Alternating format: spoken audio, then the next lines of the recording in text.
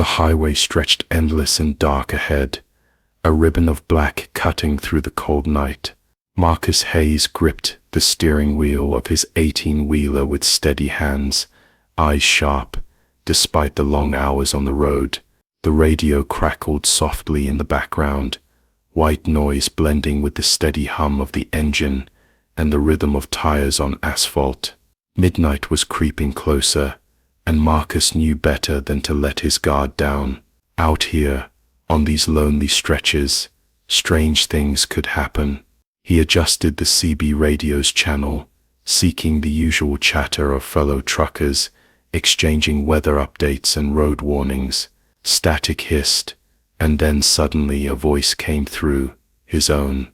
Breaker 19, this is Big Rig 27, approaching the westbound curve near mile marker 143. Slow down, roads slick from rain. Repeat, slick conditions ahead. Marcus blinked, hands freezing on the wheel. The voice was unmistakably his, deep, gruff, with the familiar cadence and phrasing he'd used countless times on these channels. But this message wasn't live. It was a recording, a playback, a voice from yesterday. He frowned, flicking the radio off and on again. The static returned, followed by the same message. Breaker 19, this is Big Rig 27, approaching the westbound curve near mile marker 143. The words looped endlessly, repeating with eerie precision. Marcus felt a cold sweat break across his forehead. He reached for the microphone, voice shaky. This is Big Rig 27. Who's transmitting? Come in. Silence. He tried switching channels, hoping to break free of the loop, but each frequency spat back the same message. The warning about the slick curve spoken in his own voice, repeated like a ghost from the past. Marcus's pulse quickened. He scanned the road ahead, the yellow lines gleaming wetly under the headlights. The rain had indeed fallen earlier, leaving the pavement slick and treacherous. The thought crossed his mind with a chill. Was this some kind of warning, from himself, from the future? He tried calling dispatch on his phone, but the screen read, no service. His GPS blinked erratically, flickering between locations, as if uncertain where he truly was. The radio crackled again, breaking through the silence with a whispered hiss, words barely audible, but unmistakable. Slow down. Marcus's grip tightened on the wheel as the message sank in. The voice wasn't just playing back, it was urging him, pleading. His eyes darted to the side mirrors. The fog had rolled in thick, muffling the usual roadside sounds. The world outside felt distorted, time stretching and folding strangely. The dashboard clock blinked erratically, seconds jumping backward and forward.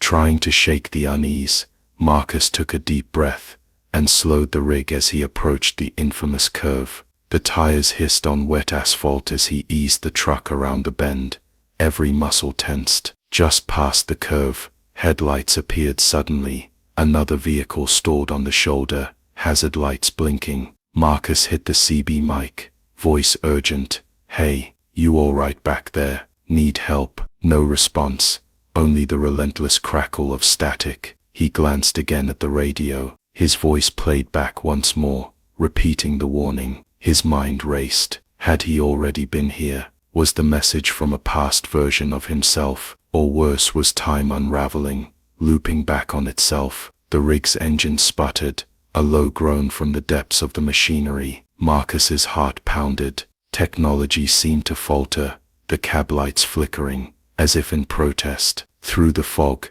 shapes shifted, shadows danced just beyond his vision. The feeling of being watched prickled his skin. Marcus knew one thing with certainty. This was no ordinary night. And the voice on the CB wasn't just a message. It was a warning he couldn't ignore. The night air felt heavier now, thick with tension, as Marcus slowed the rig to a cautious crawl past the stalled vehicle. The fog hugged the roadside like a living thing, swirling and twisting, swallowing the glow of his headlights. He craned his neck, searching for signs of life, flashing a flashlight toward the shadowed figure beside the disabled car, but the mist played tricks, revealing only fleeting shapes before swallowing them whole. Marcus reached again for the CB radio, desperation edging into his voice. "Big Rig 27 here. If you're out there, I'm coming to help." His words dissolved into static, the eerie repetition of his own voice crackling back over the channel. The same warning: breaker 19. This is Big Rig 27, approaching the westbound curve near mile marker 143. Slow down, road slick from rain. The uncanny loop unsettled him deeper than the cold creeping into his bones. The voice wasn't just a recording, it sounded alive, urgent, as if it was trying to communicate from some fractured moment in time. He looked down at the dash. The GPS coordinates flickered wildly, toggling between familiar and impossible locations. His phone remained dead, an unyielding black screen that mocked his isolation. Swallowing the rising dread, Marcus stepped out onto the damp shoulder. The gravel crunched beneath his boots as he approached the stalled vehicle. No engine noise, no movement, just a car, empty and abandoned, its door hanging slightly ajar. He shone his flashlight inside. The seats were empty, but the driver's cup holder held a crumpled note. Marcus reached in, unfolding the soaked paper with care. The handwriting was unmistakable, his own. The note read, "Do not trust what you hear. The road is watching. The loop never ends." His pulse quickened. How was this possible? Had he written this note, or had someone else? The chilling thought struck him. Was the voice on the CB his own warning, from a future self caught in a loop, desperate to change fate? A sudden rustle in the trees snapped his attention upward. Shapes moved just beyond the edge of the fog, silent and quick. His breath hitched. The forest seemed to lean closer, alive with unseen eyes. He raised the flashlight, sweeping the beams through the mist. For a fleeting moment, he glimpsed a figure standing at the tree line, a shadowy silhouette that vanished when he blinked. Back in the cab, Marcus tried the radio again. The voice returned, now interspersed with fragments of other messages: a woman's laughter, a child's cry, distorted calls for help. The cacophony grew overwhelming, filling the cab with a chorus of lost voices tangled in static. The truck's engine growled unevenly, gauges flickering erratically. The feeling of being watched intensified, prickling his skin. His hands trembled on the wheel, as the road seemed to pulse beneath him, the asphalt rippling like a living skin. Time warped. The dashboard clock spun backward, then froze, then sped forward unnaturally. Marcus realized with growing horror he might be trapped in a temporal loop, reliving the same stretch of road and moments over and over, each cycle slightly altered, the messages from his own voice, a desperate attempt to warn himself. He resolved to break the cycle. Eyes fixed ahead, he pressed the accelerator, gripping the wheel with fierce determination. The fog thickened, swallowing the world, the voices on the radio rising to a crescendo. Ahead, the infamous curve loomed, slick and treacherous. This time, Marcus would face it on his own terms. But as the tires kissed the wet asphalt, the radio burst with static and the chilling whisper, "You cannot change what has been written." The night stretched on, a battleground of time, fate, and the fragile will of a man fighting to outrun his own voice from yesterday. The truck's engine growled under Marcus's grip as he fought to keep control, the slick asphalt beneath his tires reflecting the ghostly glow of his headlights. The fog thickened, swirling like a living thing that wrapped around the rig and pressed against the cab windows. Time seemed to fracture. The dashboard clock's hands jerked erratically, spinning forward, then reversing as if the very seconds were unraveling.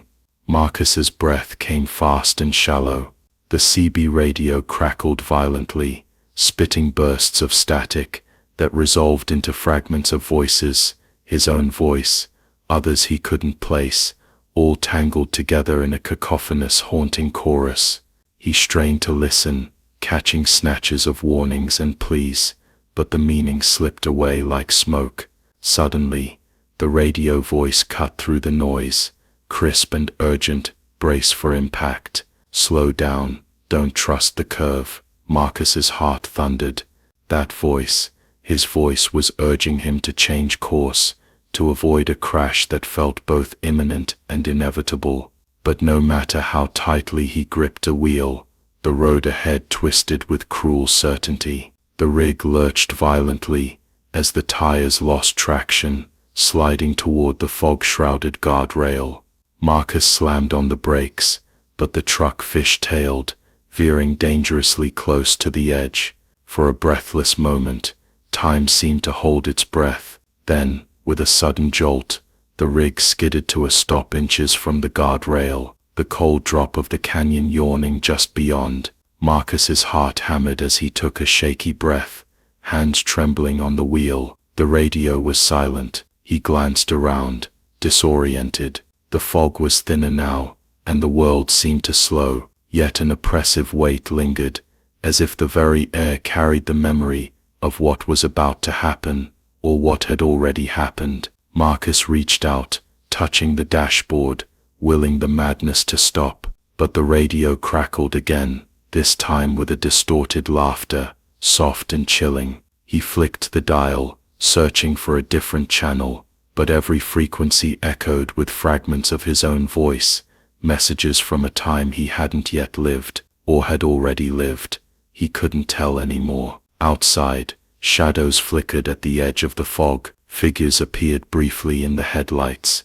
Other drivers, strangers or specters. They moved with unnatural grace, dissolving when he tried to focus. Marcus's mind spiraled. Was he caught in a loop, doomed to replay this stretch of road forever? Was the radio a conduit between past and future, a warning or a curse? His vision blurred. He saw flashes of moments, a near collision, a lost friend's face, a voice calling his name through the static. Each memory pulled him deeper into confusion, blurring the lines between what was real and what was spectral. He gritted his teeth, fighting to hold on to himself. The radio's voice returned, calm yet haunting. The loop breaks only when the choice is made. Marcus realized that he was at a crossroads, literally and figuratively. To escape, he had to confront the path ahead and the decisions he'd made that led him here. With renewed determination,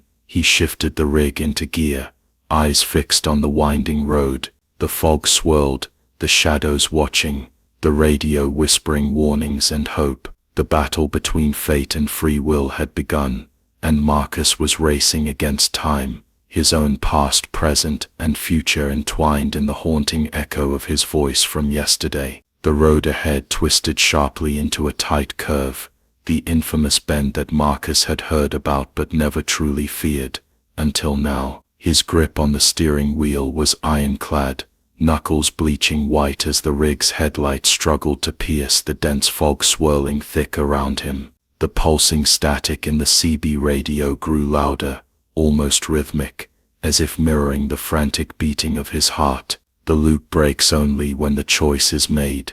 Those words echoed relentlessly in his mind, driving a wedge between doubt and resolve. Marcus's breath came shallow, but his eyes burned with a fierce determination. He had no intention of becoming another ghostly voice trapped in the endless feedback of that cursed radio channel. This time, he would change the course of fate. As the rig approached the curve, the road beneath seemed to ripple and shift, the asphalt warping like a living thing. The world twisted unnaturally, the yellow dividing line bending and fracturing, trees leaning inward as though reaching to grab him. His peripheral vision caught flashes of shadowy figures dancing just beyond the headlights, their forms flickering between human and something else entirely.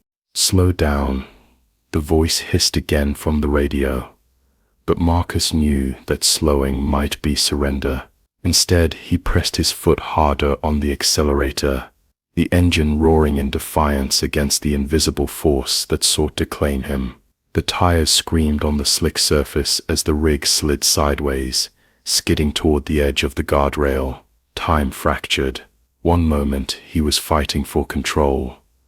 The next the world stretched and warped into a dizzying kaleidoscope of sound and color. Voices from the radio overlapped with distant memories, his father's stern warning about dangerous roads, a friend's laughter from years ago, a lover's whispered promise. He saw himself in a mirror, frightened, resolute, caught between past and future. The radio crackled violently, his own voice overlapping, each repetition faster, more urgent. The choice is yours. Suddenly, a figure materialized ahead, a woman translucent and shimmering, standing in the center of the curve. Her eyes locked with his through the windshield, filled with sorrow and warning. She reached out, mouth moving silently, as if begging him to stop, to reconsider. Marcus's mind screamed for him to break, to surrender to caution, but his body responded differently. He swerved sharply, steering the rig away from the spectral figure toward the center of the road.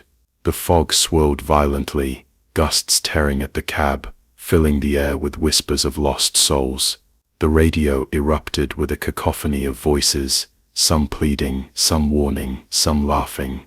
Amid the chaos, a single clear message cut through: face yourself, choose your path. Marcus's chest tightened, the haunting voices faded as he focused inward, confronting memories and regrets long buried. The loss of a brother in an accident, the fractured relationships, the moments of hesitation that had haunted him. In the stillness, clarity emerged. He slowed, hands steadying on the wheel, eyes fixed on the road. The spectral woman's figure dissolved into the mist, leaving only the curve ahead. The rig's tires found purchase on the slick road, gripping firmly. The engine steadied, and the radio quieted, the static retreating into silence. Marcus exhaled deeply, the tension easing as he navigated the curve with cautious precision. The fog began to lift, the world returning to normal, yet he knew the experience had changed him irrevocably. As the highway straightened, and the first signs of dawn painted the sky, Marcus understood that fate was not a fixed path, but a series of choices, some terrifying, some redemptive. He glanced at the radio one last time. The screen flickered, and his own voice whispered softly, "Breaker 19, this is Big Rig 27, road clear ahead." The loop had broken, and Marcus was finally free. The first soft hues of dawn crept over the horizon, casting a gentle light on the empty stretch of highway where Marcus's rig cruised steadily. The fog that had clung so stubbornly through the night was lifting, revealing the familiar contours of trees, hills, and signs that marked the miles behind him. Inside the cab, the engine hummed smoothly, the dashboard lights steady and true, and the CB radio sat silent, its earlier haunting chorus replaced by peaceful quiet. Marcus exhaled deeply, the tension that had gripped him all night finally ebbing away. His hands relaxed on the wheel, as the sun warmed the glass and his skin. The nightmare of the loop, the fractured moments, and the ghostly voices felt distant now, as if they had belonged to another life entirely. Yet despite the relief, a part of him remained alert, wary of the lingering shadows that might still cling to the edges of reality. He knew the road held secrets that few could comprehend, and the strange radio transmissions had been more than mere interference. They had been warnings, echoes of a fractured time reaching out to save him. Glancing at the CB radio, Marcus noted the static was gone, replaced by a faint clear channel that carried only the soft crackle of ambient noise. He hesitated, then keyed the mic. "Breaker 19, this is Big Rig 27, clear road ahead." Over. For a moment, silence answered him.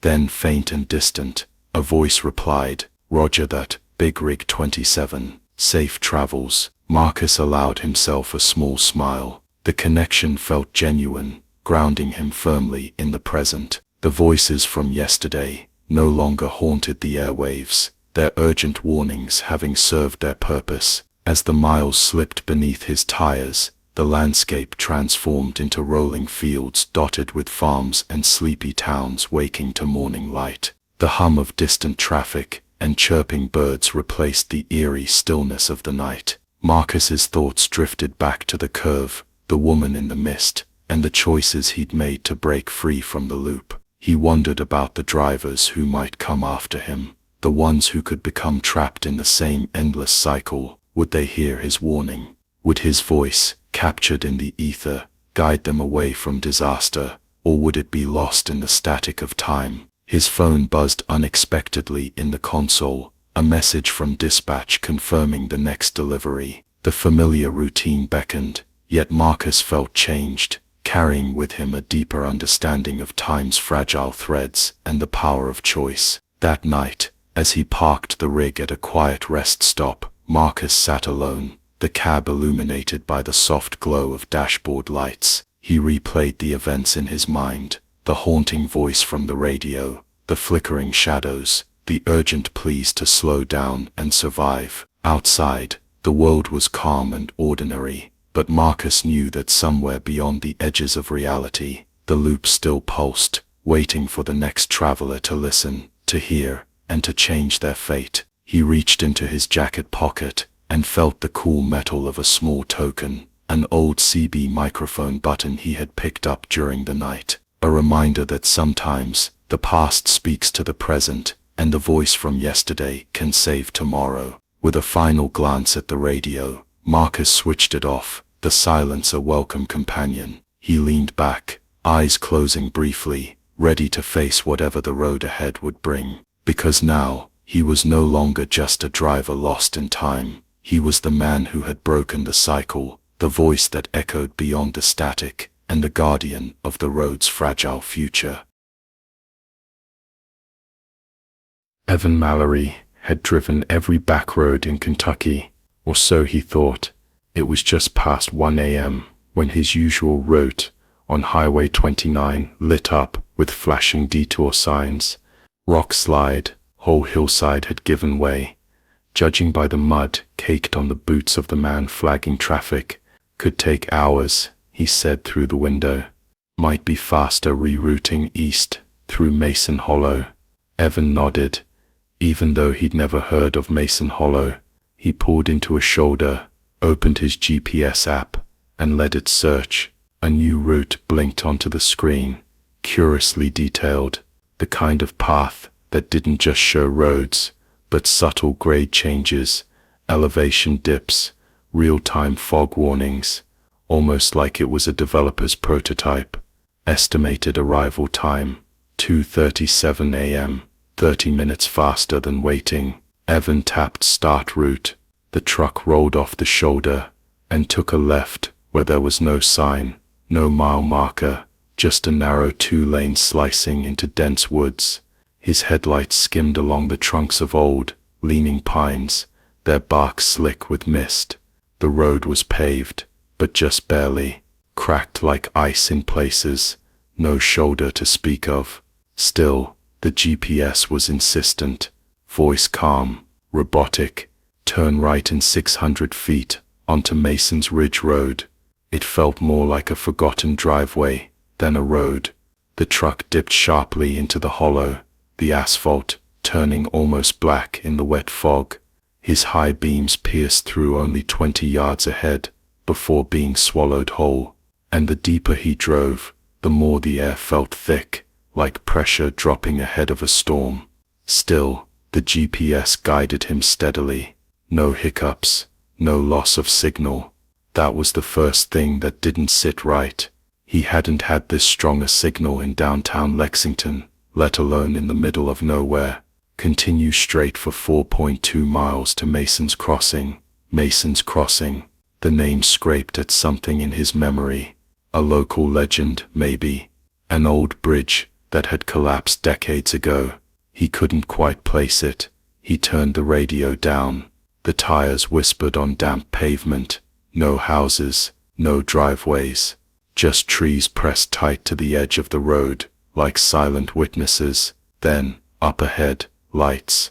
They weren't headlights. They were architectural, tall poles glowing with sterile white LED, flanking either side of a large modern bridge that seemed to rise out of the mist like a spaceship runway.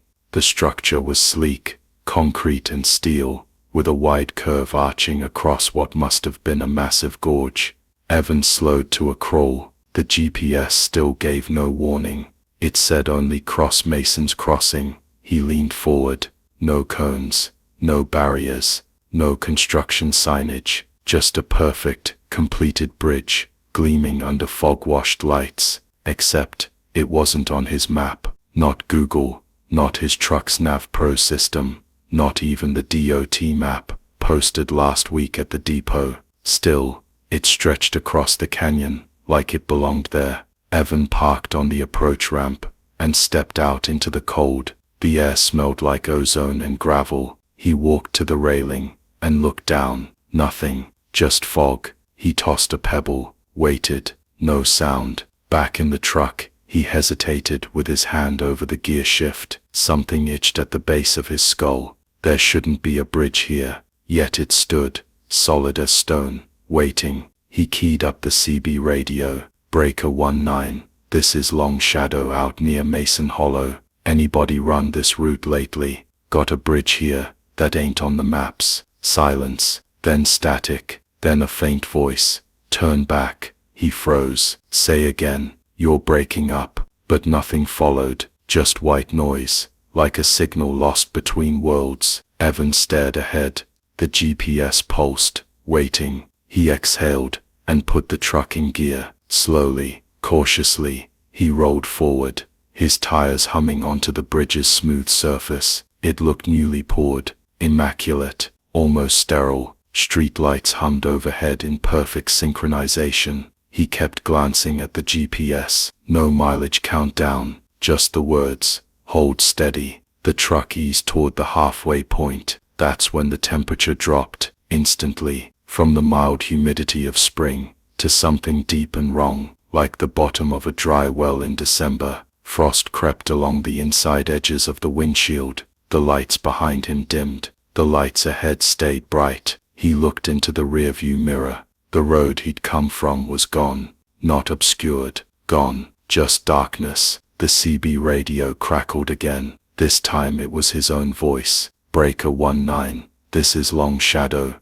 Got a bridge here, that ain't on the maps. His mouth dried. He hadn't transmitted again. He hadn't spoken, but the voice kept going, replaying his exact words from seconds ago, looping like an echo from a place that hadn't happened yet. The GPS updated once more, as if sealing his fate. Crossing engaged. The wheels rolled forward, but it didn't feel like driving anymore. Evan kept both hands tight on the wheel, knuckles white, breath shallow. The bridge beneath him gave no bounce, no vibration. The concrete looked poured yesterday, but somehow, it felt hollow, like he was rolling over something stretched thin across a bottomless pit. The GPS no longer gave instructions. It pulsed gently on the dash, as if breathing. Every light on the bridge remained evenly spaced. No flickers, no blown bulbs. Too perfect. Halfway across he looked down again. Still fog, still no sound, no trees, no river, no canyon walls, just depth, infinite, chalk-white nothingness that seemed to watch him back. Then the CB sparked again. Breaker 19, do you copy? A voice rasped. Evan hesitated. His mouth had gone dry. He clicked the mic. Long Shadow here. Copy. Who's calling? Silence. Then, wrong turn. You made it. But it ain't finished. Shouldn't be here yet. Who is this? More static. Then his voice. Again, playing the exact words he just spoke. Long Shadow here. Copy. Who's calling? He snapped the mic off. The sound of his own engine began to warp. The low diesel growl thinned, then stretched like audio slowed to a crawl. The speedometer read 40, but it felt like he was floating. The lines on the road vanished. Beneath him, no lane markers, no shoulder, just gray on gray under endless mist. Then he saw the cars, not moving. Abandoned, the brown station wagon, 1970s vintage, tilted at an angle near the left rail, dust thick on its windows, a set of suitcases tied to the top, untouched by weather. Farther ahead, a blue hatchback, mid-90s model, hood popped, no plates, and beyond that, a delivery truck, cab buried in the guardrail. His stomach sank. They weren't broken down, they were left. He eased around them carefully, gripping the wheel like a lifeline. He dared not look inside, but in the reflection of his side mirror, he thought he saw a face pressed against the inside of the wagon's window, eyes open, not blinking, still as stone. He pressed the accelerator harder. The bridge didn't end. It kept going. The mist grew denser. He glanced again at the GPS. The screen now displayed a single word in red, in sync. The temperature in the cab plummeted. Frost bloomed across the inside of the windshield. Evan slapped on the defrost and turned up the heat, but nothing changed. His breath fogged with each exhale. That's when the lights began to fade behind him, one by one in sequence, like dominoes going dark in reverse. He looked ahead. A figure stood in the lane. No reflective vest, no flashlight, just standing, motionless. He hit the brakes. The truck groaned as it slowed, skidding a little on ice that shouldn't be there. The figure didn't move. Evan leaned forward, squinting through the frost. It was him. Same jacket, same cap, same boots, same everything. His own face, still and expressionless. The figure lifted one hand and pointed back the way Evan came, then vanished. The truck's lights flickered. Evan slammed the gear shift and punched the gas. The engine howled, but the wheels spun slow, like time itself had thickened into molasses. He didn't care. He drove. The bridge started to change.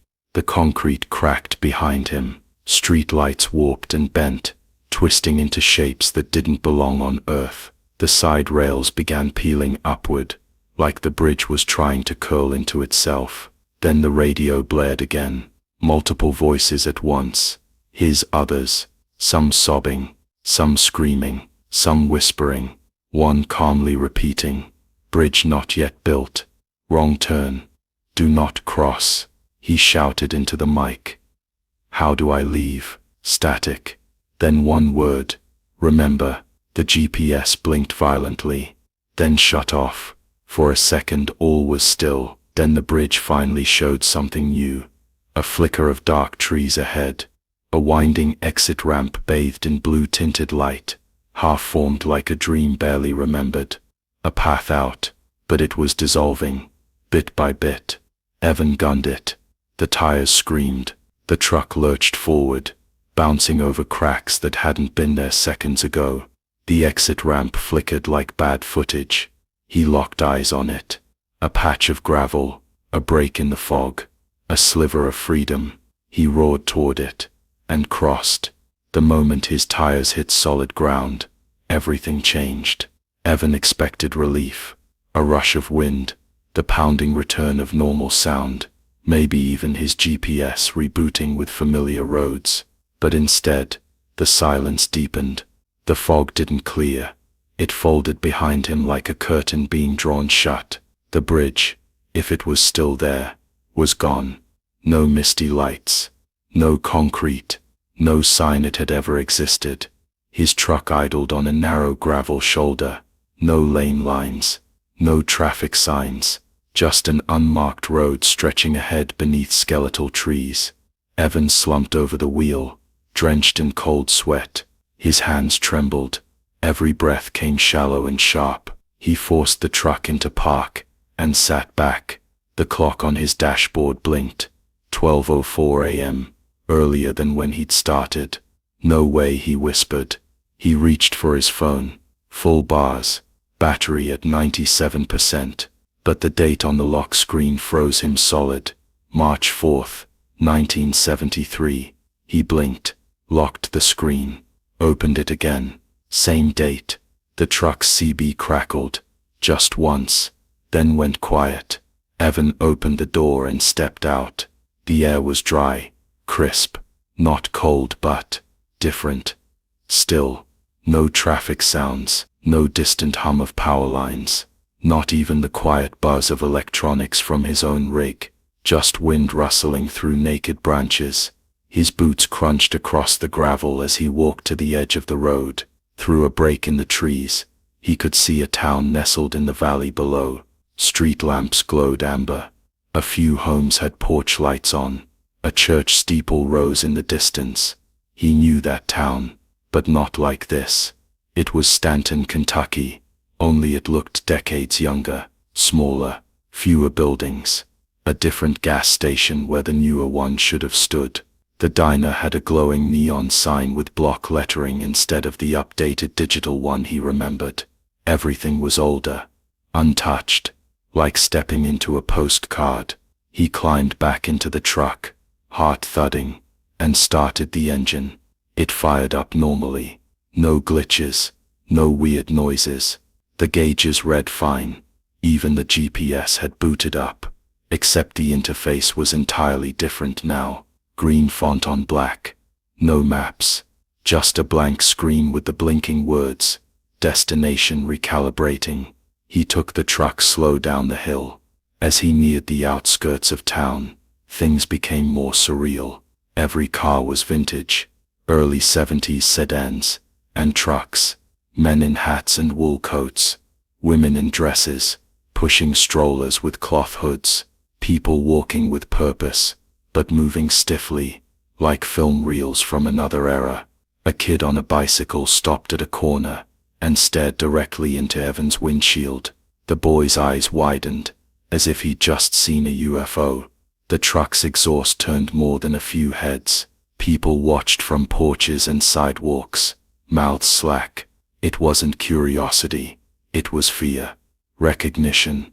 Evan pulled into a small gravel lot beside a gas station. The logo on the pump read Standard Oil. The clerk inside, a lanky man in suspenders, came to the window with a face pale as chalk. "You from up the ridge?" the man asked, hesitant. Evan opened his door slowly. I got turned around. Bad GPS. The clerk nodded slowly, eyes scanning the massive rig. Ain't never seen a truck like that. Or a logo like that either. Evan looked back at his trailer. His company name, Ridgeline Logistics, seemed to shimmer faintly in the gas station's light. He looked at the man. "What's the date today?" "March 4th, he said. 73. Evan's blood iced. He leaned against the door frame. "You ever hear of Mason's Crossing?" The clerk went stiff. "You mean the bridge?" "Not built yet," the man said. "Plans just got approved a few months back. They're still surveying the ravine." Evan swallowed. "You sure?" "Damn sure," the man said. "My cousin's on the crew. Start next year, maybe. Ain't nothing there now but fog and legend." Evan didn't reply. The man hesitated. "You come down it, didn't you?" Evan looked up. Bridge wasn't there. The man continued. "Not physically. But you're not the first who's come down that road and claimed otherwise. What happened to the others?" The man shook his head slowly. "They didn't last. Talked in circles. Said things that didn't make sense. One of them tried to dig through the church basement. Said there was a transmitter buried there. Another just sat under the water tower and wouldn't move. Died with his eyes open, pointing at the sky." Evan gripped the door tighter. "But you," the man said, narrowing his eyes. "You ain't like them. You're still moving." "Barely. You'll want to find the man at the records office. Mr. Travers. He's the one who keeps track of folks who turn up different. He don't ask many questions." Evan nodded and climbed back in. As he turned the key again, the CB flared to life one more time. It was his voice. "Bridge not yet built. Wrong turn. Do not cross." And beneath it, another voice whispered softly, "You're already part of the map now." Evan drove through Stanton like a ghost in reverse. The streets were quiet, but not abandoned. People moved, walking dogs, hauling groceries, locking up storefronts. But every glance he caught felt wrong, like they were seeing something they shouldn't. Children pulled back behind curtains. An old man clutched his cane tighter as Evan's rig passed by. Even the dogs didn't bark. They just stared. He found the town records office easily. It sat on a sloped street, beside the courthouse, its brick facade worn but neat, like everything else in Stanton. The lights were on. A wooden sign swung above the door. Travers County Archives open until 6 p.m. He checked his dash clock. 5:42 p.m. He stepped out slowly, careful not to slam the door. The street was dead quiet. As he approached, the bell above the office door jingled with a tired kind of resignation, as if it had done this before. Inside, the place smelled like old paper and varnish. Rows of tall filing cabinets stretched along one wall. A thick layer of dust coated the tops, but the desk was spotless. A man sat behind it. Gray suit, black tie, rimless glasses that caught the light. He didn't look up from his ledger. "You crossed, didn't you?" the man asked. Evan froze mid-step. "What? You came down from the ravine, drove across a bridge that isn't there yet?" Evan nodded slowly. The man sighed and finally looked up. His eyes were pale and sharp. "Name's Travers. Welcome to the records. You know about the bridge." Travers closed his ledger. "Everyone here does, or at least the older ones do. Most just pretend it's folklore.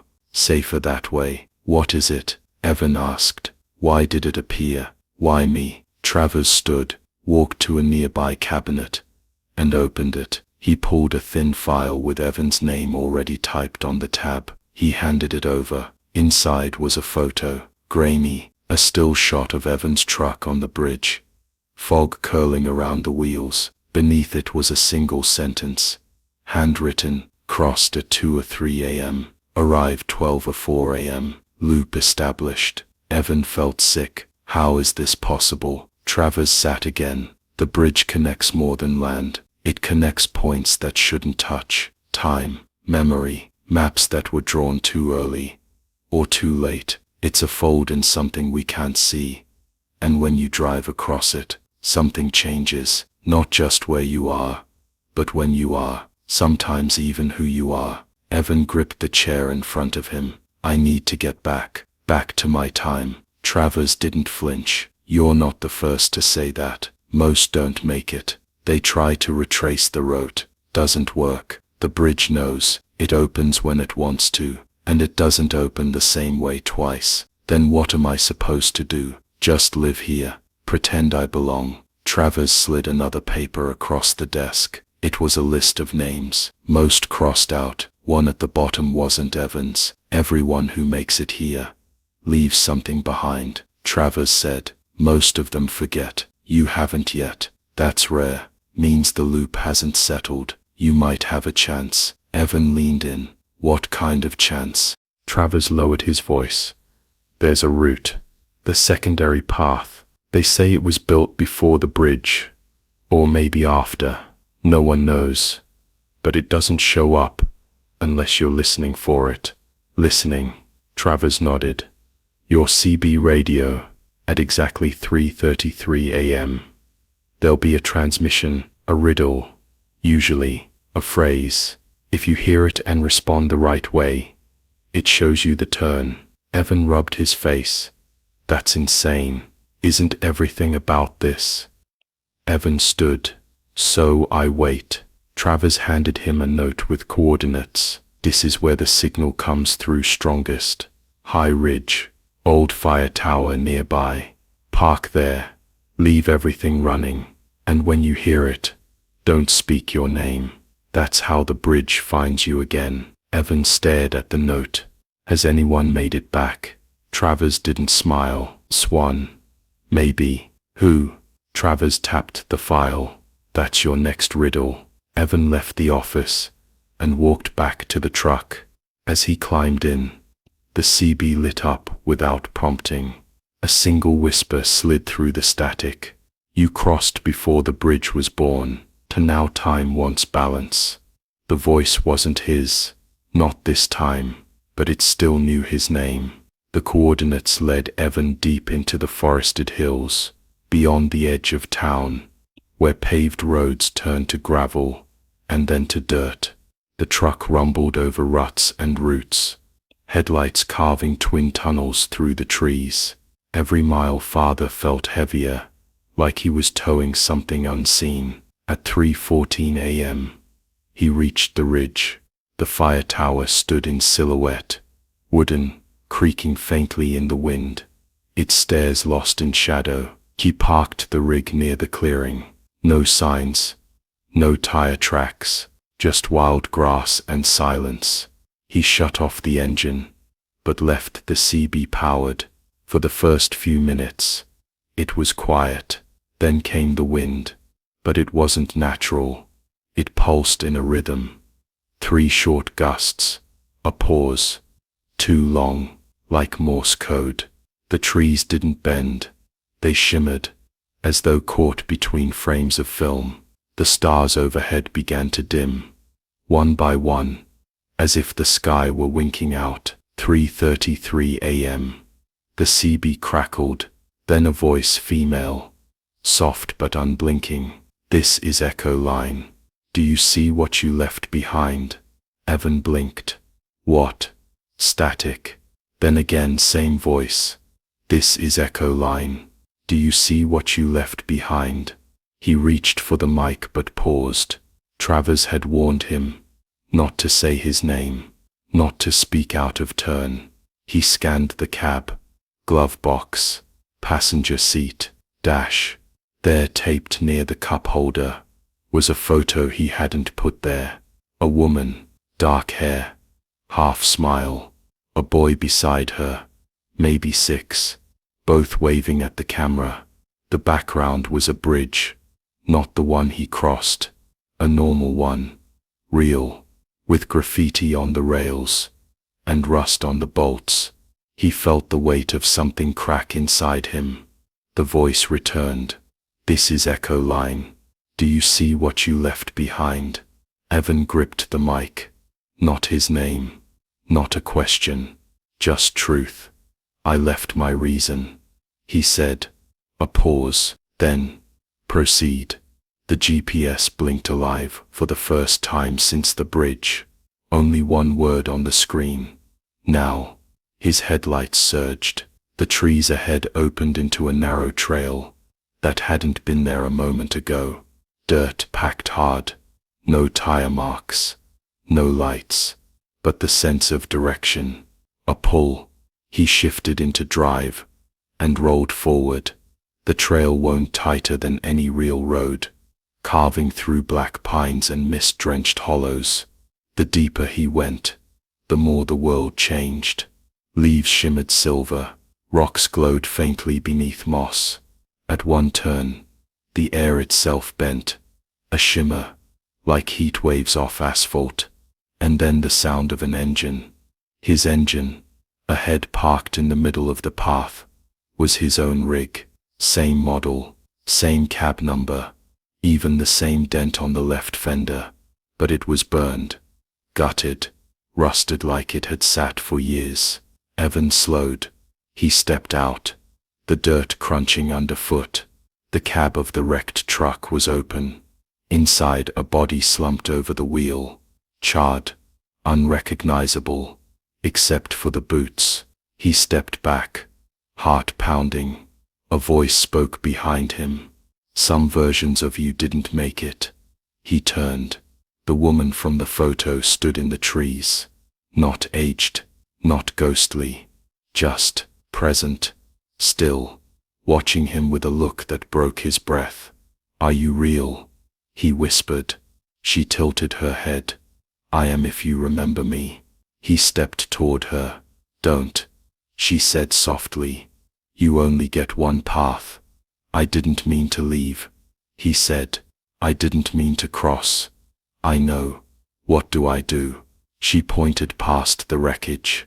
There's a turn ahead, not marked. You'll feel it when you reach it. If you want to come home, don't look back. He started to ask another question, but she was gone. No footsteps, no breeze, just absence. Evan climbed back into his running truck and eased around the rusted version of himself. He drove slow, every nerve alert. Then he felt it. The turn wasn't visible. It was a sensation, a pressure to the left, like gravity leaning sideways. He followed it. As his wheels shifted direction, the world blurred, colors inverted. The road brightened into morning, though his clock still read 3:41 a.m. His GPS blinked wildly, then stabilized. Route complete. Ahead, the trees parted, and there it was, the same highway he'd been detoured from at the beginning. The sun was rising, birds called from the trees. A delivery van passed in the opposite direction, the driver waving casually. Evan let out a breath that tasted like rust and rain. His CB stayed silent. No bridge behind him, no strange voices, no record of detour, just road. He drove in silence, until the morning light melted the mist away, and the only echo that remained was the soft voice in his mind. I am if you remember me. The desert night stretched out like a wound, dry and endless, split only by the hum of Calvin's rig chewing asphalt beneath him. He'd been driving for 14 straight hours, give or take a few coffee stops, and a busted taillight check back near Flagstaff. The interstate had thinned out long ago. No headlights in either direction, just the stars, the hum, and the steady pull of the wheel. Somewhere west of Lordsburg, his GPS rerouted him unexpectedly. A detour from construction, it claimed. He didn't remember seeing any warning signs, but it pointed toward a state way station.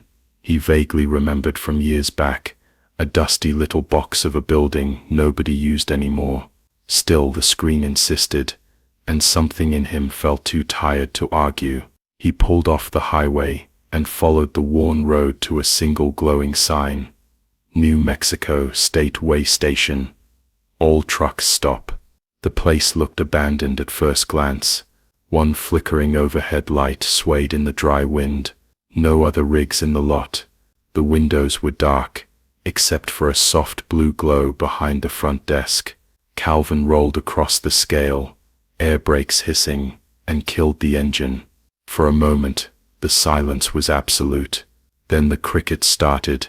He grabbed his logbook and stepped down from the cab. Gravel crunched under his boots as he approached the building. The door opened with a creak, and the smell of old coffee and desert dust drifted out. Inside was a lone woman behind the glass, young, maybe mid-20s, pale dark eyes, the kind that looked like they didn't blink enough. She didn't say a word when he stepped in, just motioned for his license and papers through the slot. Calvin slid them through. Evening. Didn't think this station was still in use. She glanced at him, then down at the forms, typing slowly. The only sound was the clack of her keyboard, and a soft static coming from the corner radio. The clock on the wall read 2:47 a.m. She handed him back the documents. Her hand hesitated, then silently, she slipped a folded piece of yellow paper across the counter with them. Calvin blinked. What's this? But she was already looking away, staring at the monitor like she hadn't done anything. Her jaw was tight, lips pressed shut. Something about her body screamed, "Don't ask questions." He took the paper and walked back to his rig without opening it. Back in the cab, he sat for a moment, under the dim green glow of his dashboard. The radio fuzzed. His fingers rubbed the note's edge. He unfolded it slowly. 2 words, written in pencil, rushed, jagged. "Don't leave alone." He stared at it for a full minute. Then another. What the hell kind of joke was that? He shoved the note into the cup holder and stepped back outside, gravel crunching faster now. The way station door was still ajar. He pushed it open. "Hey," he called into the dark interior. "What the hell is this supposed to mean?" No answer. The counter was empty. The monitors blinked, but no one was behind them. The swivel chair was slowly spinning, like someone had just gotten up, and the door to the back office was swinging shut with a slow click. He knocked on it. Nothing. "Ma'am." He opened it. Just a supply closet, mop bucket, some paper towels, cleaning spray.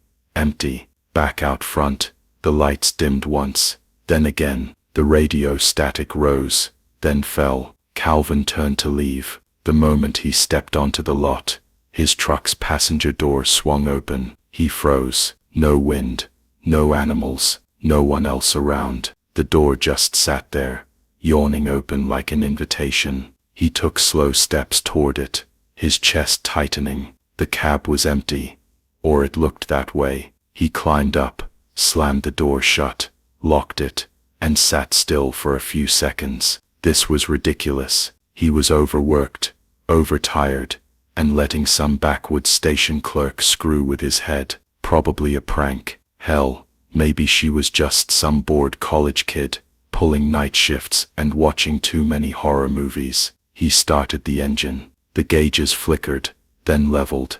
The headlights came on, washing over the empty lot, and the building, now fully dark. He pulled back onto the highway. As the tires rolled forward, Calvin looked down at the note still sitting in the cup holder. "Don't leave alone," he snorted, and tossed it into the glove box. "Notion einer Cheers," and tossed it into the glove box. But 30 miles down the road, as he turned the knob to scan for a new radio station, the speakers clicked to life on their own, and through the soft static came a voice that didn't belong to any channel. A whisper, a child's voice, repeating, "Don't leave alone." Calvin's hand dropped from the knob, and the cab was suddenly very, very cold. Calvin cranked the heat even though the desert night had barely touched the low 50s. The sudden chill inside the cab clung to his bones like wet cotton.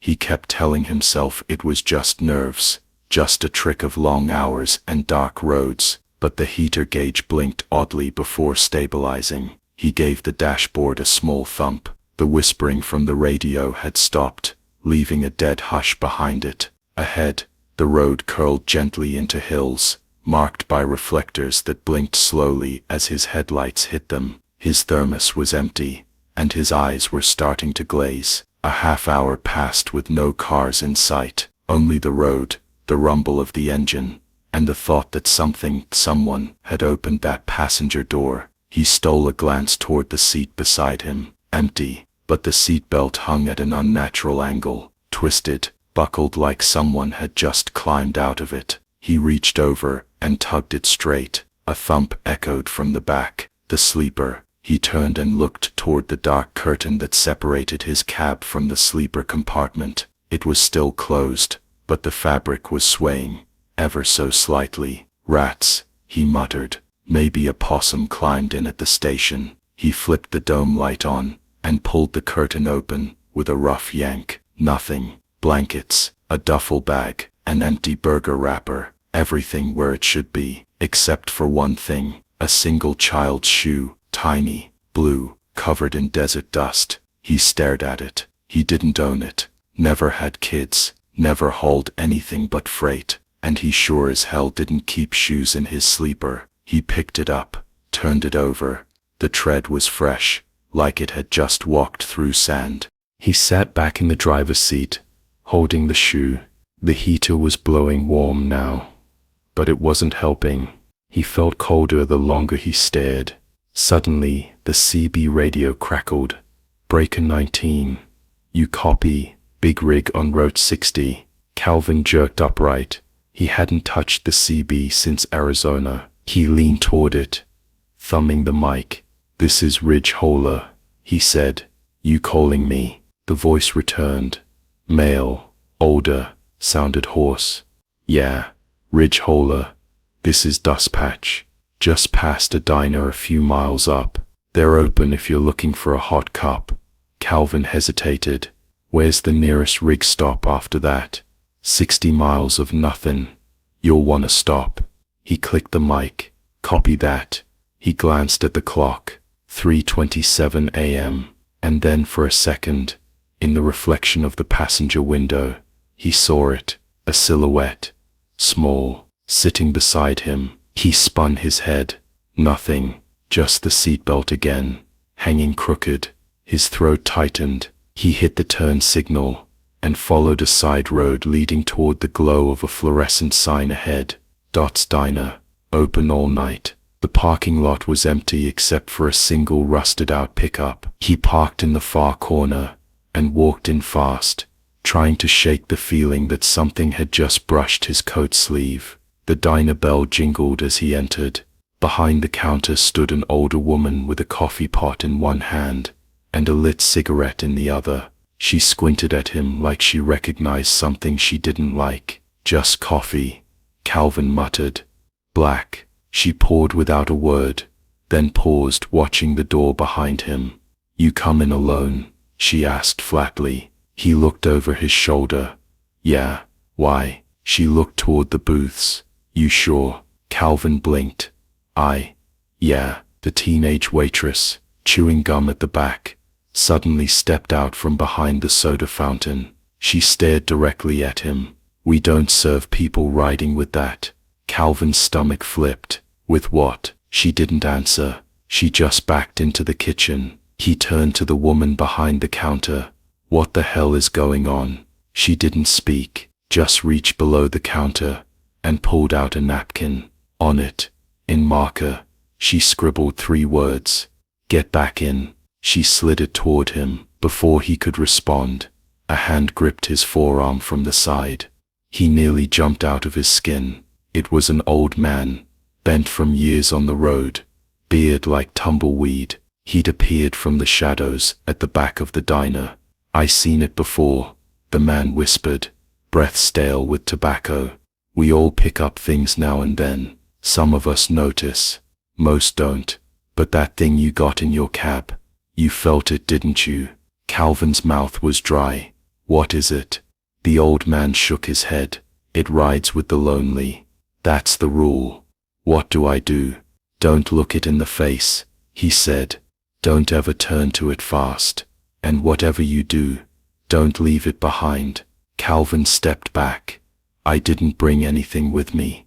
The old man's eyes were wide. You left with it, son. That's the difference. The diner door slammed behind him. As he stepped back into the cold, his truck lights were on, and the passenger door was open again. Calvin stood there under the buzzing diner sign, the night pressing in thick around him. The cold felt heavier now, not just in the air, but under his skin, like it had soaked into his blood. The old man's words looped in his mind. It rides with the lonely. He climbed into the cab and slammed the door shut, locked it, then checked the sleeper one more time. Still empty, except for the child's shoe, now lying in the middle of the mattress. He hadn't left it there. He tossed it into the glove box and shut it hard. Back on the road, the highway rolled out ahead like a ribbon of faded gray, the lane markers blurring into the dark. Calvin didn't bother turning the radio back on. He didn't want to hear any more voices that didn't belong. He was maybe 30 miles out when the GPS started glitching again. The screen flickered, then froze, then redirected. A soft chime rang out. Route recalculated. Turn left in 1.1 miles. He looked up. A dirt road branched off to the left. No signs, no lights. He kept going. The GPS chimed again. Turn left. Now. No, Calvin said aloud, but the wheel pulled gently in his hands, just enough to feel it, like something guiding the truck toward that turn on its own. He fought it back. No, but the road disappeared behind him, swallowed in a thick wall of fog that hadn't been there a moment ago. He braked, looked again at the GPS. The map now showed nothing but a black screen with a blinking white dot. The fog was getting thicker behind him. He muttered a curse, yanked the wheel, and turned left onto the dirt road. The tires bounced over loose gravel, Desert scrub brushed the mirrors. Ahead, a pair of headlights flickered and vanished like a mirage. He passed an old barbed wire fence, a rusted-out truck cab half buried in sand, and a rotted sign so faded the letters were just ghost outlines. As he rounded a bend, something moved in the distance, a figure, walking along the shoulder, slowly. Step by step, Calvin slowed the rig, squinted through the windshield. It was a woman, thin frame, dark hair, wearing a pale shirt stained with something darker. She turned her head toward him. As he rolled closer, it was the clerk from the way station, Lisa. She didn't blink, didn't move out of the way, just stared. He stopped the truck, opened the window. "Hey, you okay?" She didn't answer. He leaned out. "Lisa, right." Still nothing. He climbed down, boots crunching the gravel. "You gave me the note. What the hell is this? What's following me?" She lifted one hand slowly, pointed at the truck, then whispered, "Too far. You brought it too far. What is it?"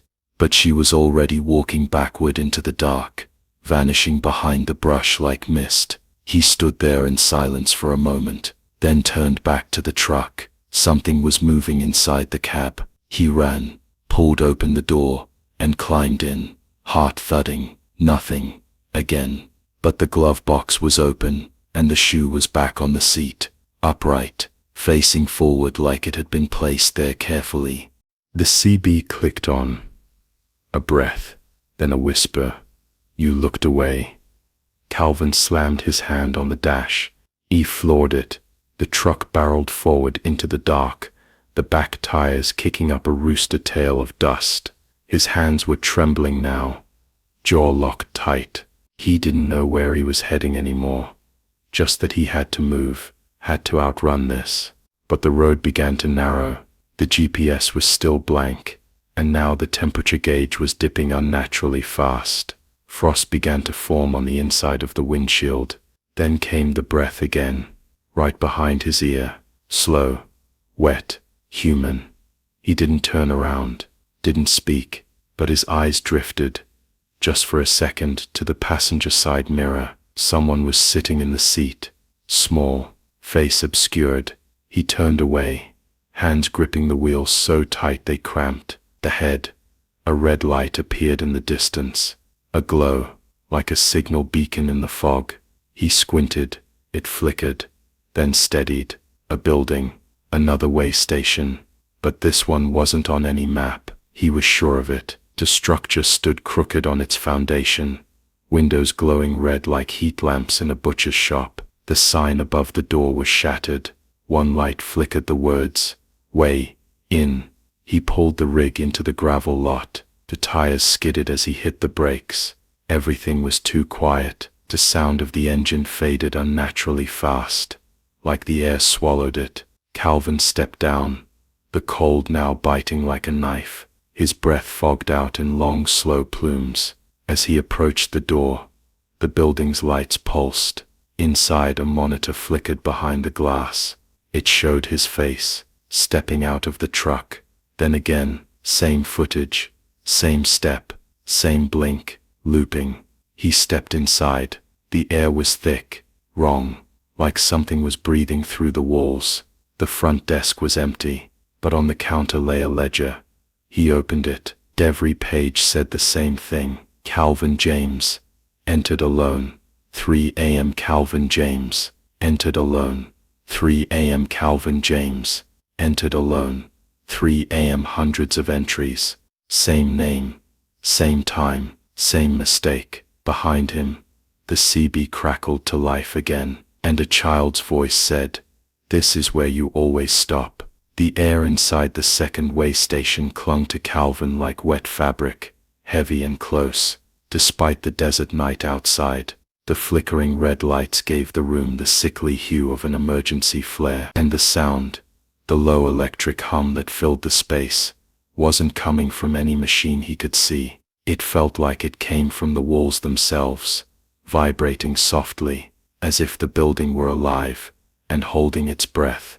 Calvin's hands hovered over the ledger again. Calvin James, entered alone. 3 a.m.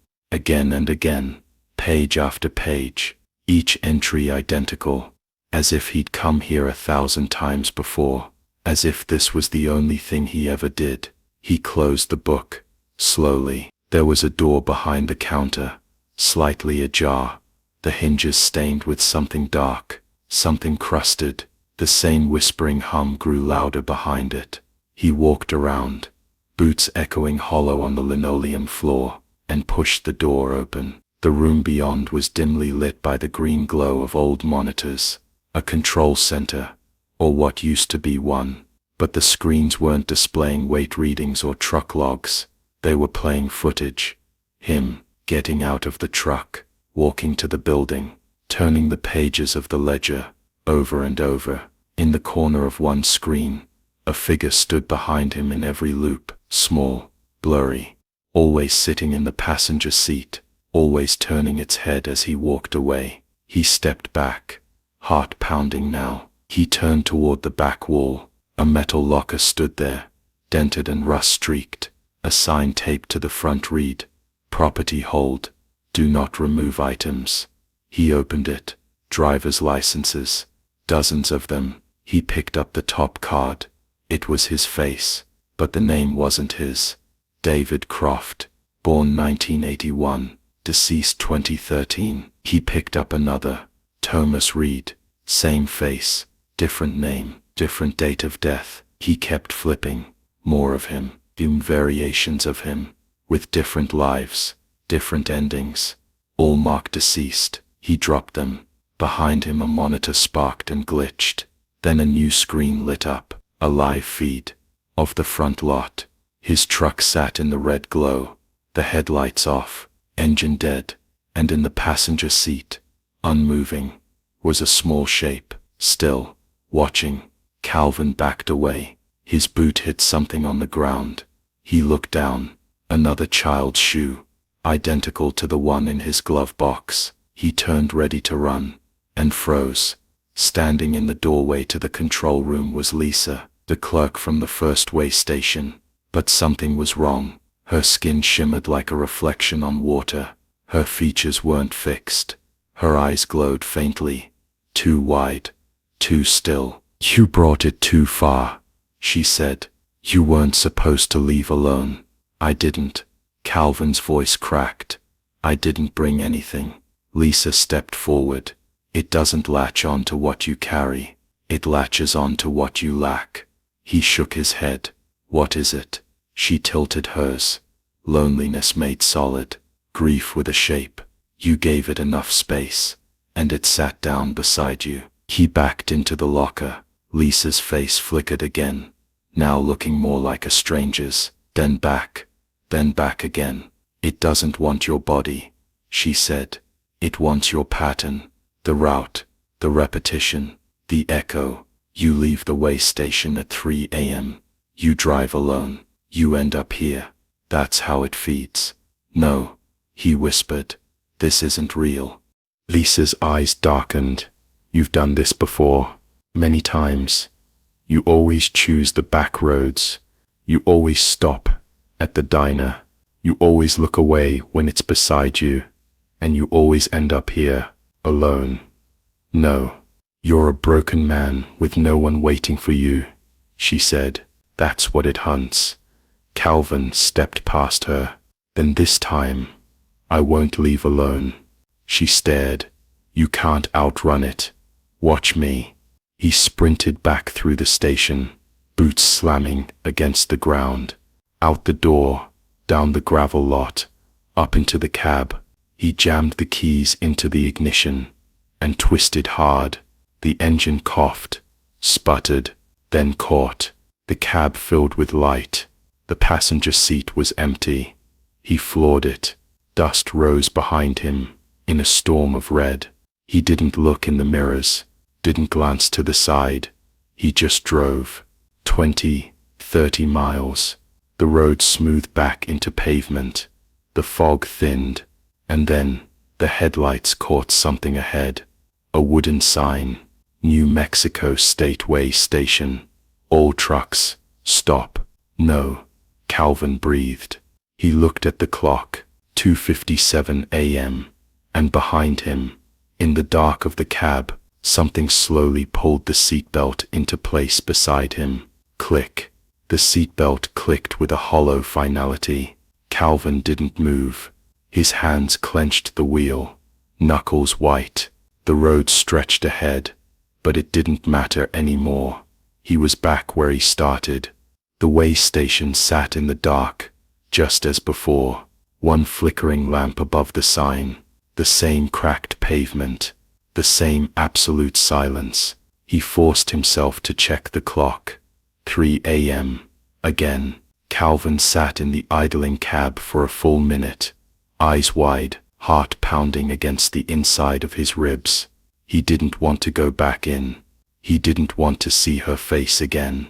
Lisa, or whatever it was that wore her shape. But his foot moved anyway, pressing down on the brake. His hand shifted the gear into neutral. The headlights dimmed slightly, like the truck itself knew where it was, and didn't want to be there. He stepped down into the dust. As he crossed the lot, the door to the station opened by itself. Inside, everything was the same. The blinking monitors, the humming lights, and Lisa. This time, she was waiting at the counter. She didn't move to take his license. She just slid another note across the glass.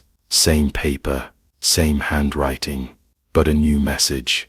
You left alone last time. Don't again. Calvin stared at it. You said it rides with the lonely. So what do I do? Pick up hitchhikers now. Invite someone to die with me. Lisa didn't blink. It doesn't want company. It wants echoes. You break the pattern. You break the loop. He swallowed. Then come with me. I can't, she said quietly. This is where I was left. This is where I stay. His throat tightened. How many times have I done this? Hundreds. Maybe more. You always drive at night. Always alone. Always haunted. His voice broke. I don't remember. You're not meant to. He pressed his palms against the glass. Then how do I stop it? She leaned in. Let someone ride with you. Don't just fill the seat. Fill the silence. He stepped back, heart hammering. The words echoed in his mind. Fill the silence. Back in the truck, he sat for a long time with the engine off. The stars above the desert didn't move.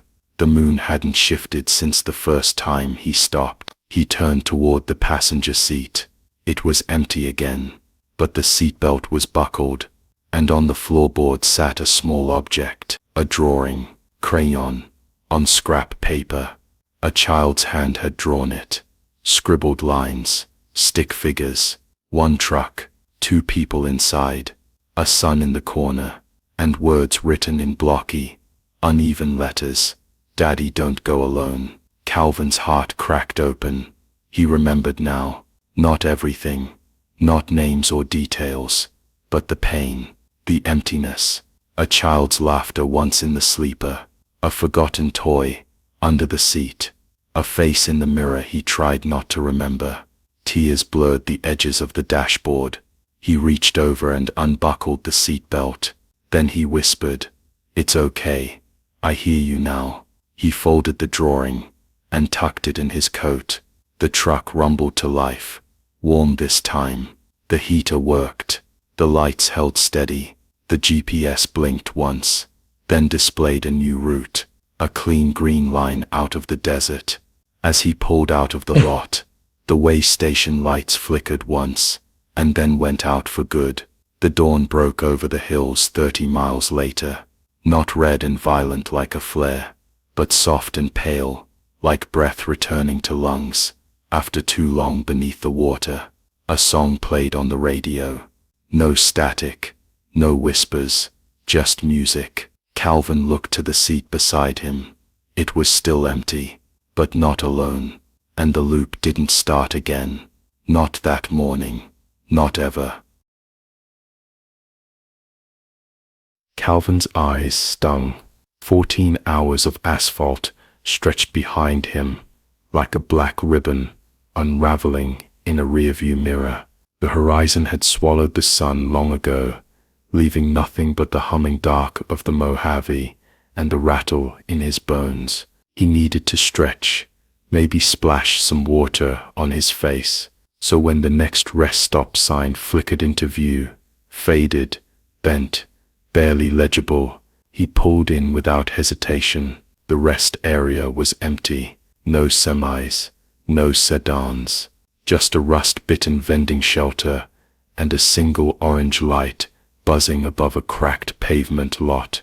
He pulled the rig into a wide berth near the end, cut the engine, and stepped out into the night. The air was dry as ash and smelled faintly of metal. As he walked toward the restroom stalls, a glint caught his eye from across the lot. Another truck. Same color, same make and model, same side panel dent by the fuel tank. He stopped, squinted. It was identical.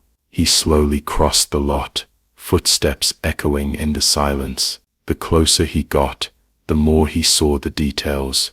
The cracked mirror held on with duct tape, the rust bloom beneath the left door, even the sticker on the bumper. "I brake for no one," his sticker.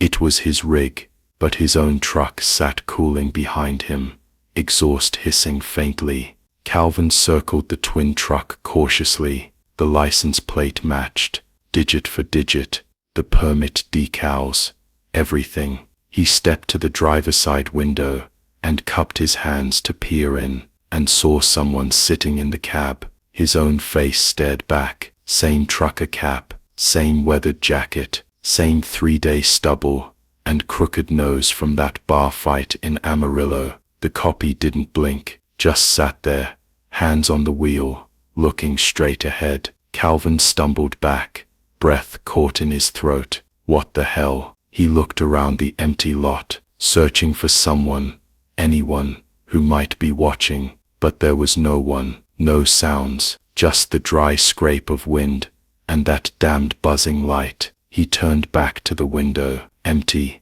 The cab was dark now, dusty, covered in cobwebs, a bird's nest tucked under the side mirror. Calvin's pulse thumped in his ears. He bolted back across the lot, to his own rig, climbed into the cab, and slammed the door behind him, heart pounding. Inside, everything looked normal, except when he glanced at the rearview mirror. It showed the lot, the vending shelter, but not him. His seat was empty in the reflection. No head, no shoulders, nothing. He waved a hand in front of his face. The mirror showed nothing. He twisted around to the side mirror. Same result, empty seat. He checked the dome light. It was on. His hands were visible, his knees, the dashboard, but not his face, not in any reflection. He grabbed the sun visor and flipped down the mirror. Black, not broken, just black glass. He sat frozen for a long time, breathing hard, then pulled his phone from the dashboard mount and turned on the front-facing camera. No image, just static. He tapped the screen, restarted the app. Same thing. Behind him, the CB radio hissed softly. Then it clicked. A voice came through, calm, familiar. His own voice. "Still think you're the original," it said. He dropped the phone, snatched the CB mic off the dash. "Who is this?" he barked. "What the hell are you playing at?" Static. Then softly, "Don't look too close." He threw the mic down and jammed the truck into gear. The engine rumbled, tires crunching over the gravel. As he pulled out of the rest stop, back onto the road, mile markers ticked by. Each one passed felt like a countdown he couldn't read. His hands trembled. He kept checking the mirrors, hoping to see himself again, even just a silhouette. But all he saw was the road behind him, blank and black and impossibly still. He drove until the road began to blur again, until the next stop appeared on the horizon, a neon glow, like a desert mirage. But in his mind, the image stayed. That truck, his truck, already parked, already occupied, already waiting. The desert night pressed in like a vice. Calvin kept both hands on the wheel, his knuckles pale, sweat drying cold on his neck. He hadn't seen another vehicle since leaving the rest stop. No headlights ahead, no taillights behind, just his own engine thrumming, and the road stretching endlessly forward, flat, dark, unchanging. Every now and then, he glanced at the mirrors, still no reflection. The mirrors showed the inside of the cab, the steering wheel, the empty passenger seat, the dash, but not him, not even a blur, as if the truck was driving itself. He shook his head, hard. Fatigue, he muttered. Lack of sleep. You're losing it, Cal. He reached for the CB mic and thumbed the button. Breaker, breaker. Anyone out here tonight? This is Ridge Holler, westbound on Route 380. Anybody got ears on? Silence, then static, then his voice. Westbound on Route 380. Ridge Holler. Anyone out here? Calvin's stomach dropped. He hadn't said that twice. He released the mic. Static hissed, then died. A long pause. Then the CB crackled again. Who's driving? His voice asked. He stared at the radio. No one else had keyed up. It was coming through clear. And it was him. But he hadn't spoken those words. I said, the voice repeated. Who's driving now? He turned the radio off. The silence was worse. He leaned back in his seat and reached for his thermos. Lukewarm coffee sloshed onto his jeans, and he cursed, wiping at it. When he looked up, the GPS on his dash had frozen. Instead of a map, the screen showed a pulsing white dot, just sitting still. No road, no lines, just black. Then text appeared. You're behind. He blinked. The screen flickered again. Catch yourself. He unplugged it and tossed it into the passenger footwell. At the next exit, a small truck stop appeared like a ghost out of the dark. Fluorescent lights buzzed overhead. One pump island, a single convenience store, an old gas station with a sagging roof, and a red Coke machine half buried in sand. He pulled in fast and killed the engine. Inside, the convenience store was mostly empty. Rows of dusty shelves, a humming cooler of sodas. Behind the counter, a man with a gray beard and a green vest looked up with a yawn. "Evenin', driver," he said. Calvin forced a smile. "Evenin', gonna grab a coffee?" "Help yourself." He poured the brew from a thick glass pot, black as tar. As he turned back to the counter, the clerk squinted at him. "You just through here earlier?" Calvin paused. "No, first time. Heading west." The man tilted his head. "Funny, you sure?" Calvin set the cup down slowly. "Pretty sure." "Why?" The clerk scratched his beard. "Another guy. Looked just like you. Same rig. Same jacket. Even the same limp. Came through maybe half an hour ago. Didn't say much." Calvin swallowed. "Was it?" The man laughed nervously. "What? Like a twin? I don't know. Just thought it was strange. Saw your rig, and figured you came back for something." "I didn't." The clerk shrugged. "Maybe I imagined it." Calvin stepped outside. Heart pounding again. The night had grown colder. The wind had died completely. Everything felt too still. He pulled out his phone and opened the camera app again. Still nothing but static. But when he opened his parking lot camera app, the one connected to his truck's dash cam, something loaded. Footage from 35 minutes ago. 2 trucks, parked side by side in the last rest stop. His rig, and the other one, both identical, both idling. One pulled away, the other stayed, and he couldn't tell which one he was in now. The timestamp flashed. 2:08 a.m. The screen glitched. The parked truck blinked. And for one frame, he saw a driver's silhouette in the second cab, sitting completely still, watching the dash cam directly, like it knew it was being recorded. Calvin backed toward his truck. He climbed in fast and slammed the door shut. The rear view still showed nothing. The side mirrors, still blank. He reached to start the engine, and paused, because in the dust on the inside of the windshield, a message had been drawn by a finger. Get ahead. He wiped it away with his sleeve, and as he did, a new line appeared beneath it, as if still being written, or you'll be taken. Calvin started the truck, and this time, he didn't look back. He drove faster than he had all night, tires humming against the pavement, until the gas station vanished in the mirror. But the message stayed, burned into his thoughts. Get ahead, or you'll be taken. The desert rolled by in a blur of shadow and sand, but Calvin didn't ease up on the gas. The engine strained, the speedometer flirted with 80, and every mile marker felt like a heartbeat pounding in his ears. He wasn't sure what he was chasing, or running from, but it wore his face, and drove his truck, and that was enough. The CB remained silent now, like it was holding its breath. He hadn't dared turn the GPS back on. The last time he did, it told him he was behind himself. That was all he needed to hear. Then he saw the sign, a plain wooden road sign by the shoulder, planted crooked and half-faded from sun. You're losing. He slammed the brakes and skidded to a stop, dust clouding the mirrors. He stepped out, boots crunching gravel, and walked back to the sign. There was no road crew nearby, no recent tire tracks. The post was old, weather-warped.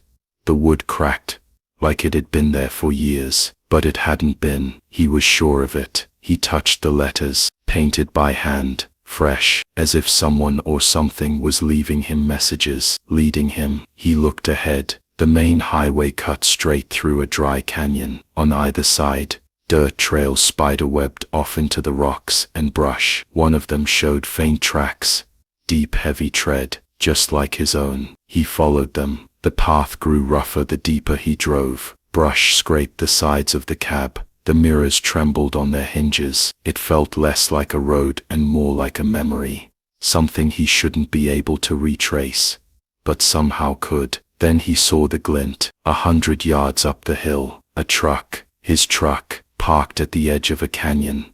Overlook. It sat still, engine running, headlights off. The wind up here had teeth. It howled through the rocks, like voices in prayer. Calvin parked his rig a dozen yards behind it and stepped out. The silence was eerie. His boots sank slightly into the red dirt. He approached slowly, gravel crunching, heart pounding with every step. The other rig was coated in dust, but otherwise pristine. The same stickers, same license plate, same dent above the wheel well. He stepped to the window and looked inside. Someone sat behind the wheel, and this time, there was no flickering, no glitching away. The figure inside turned slowly toward him, and it was him. Same face, same clothes, same everything, except the eyes. The eyes were wrong, too dark, too deep, like they went farther back than the skull could hold. The double opened the door, stepped out, and smiled. Finally caught up,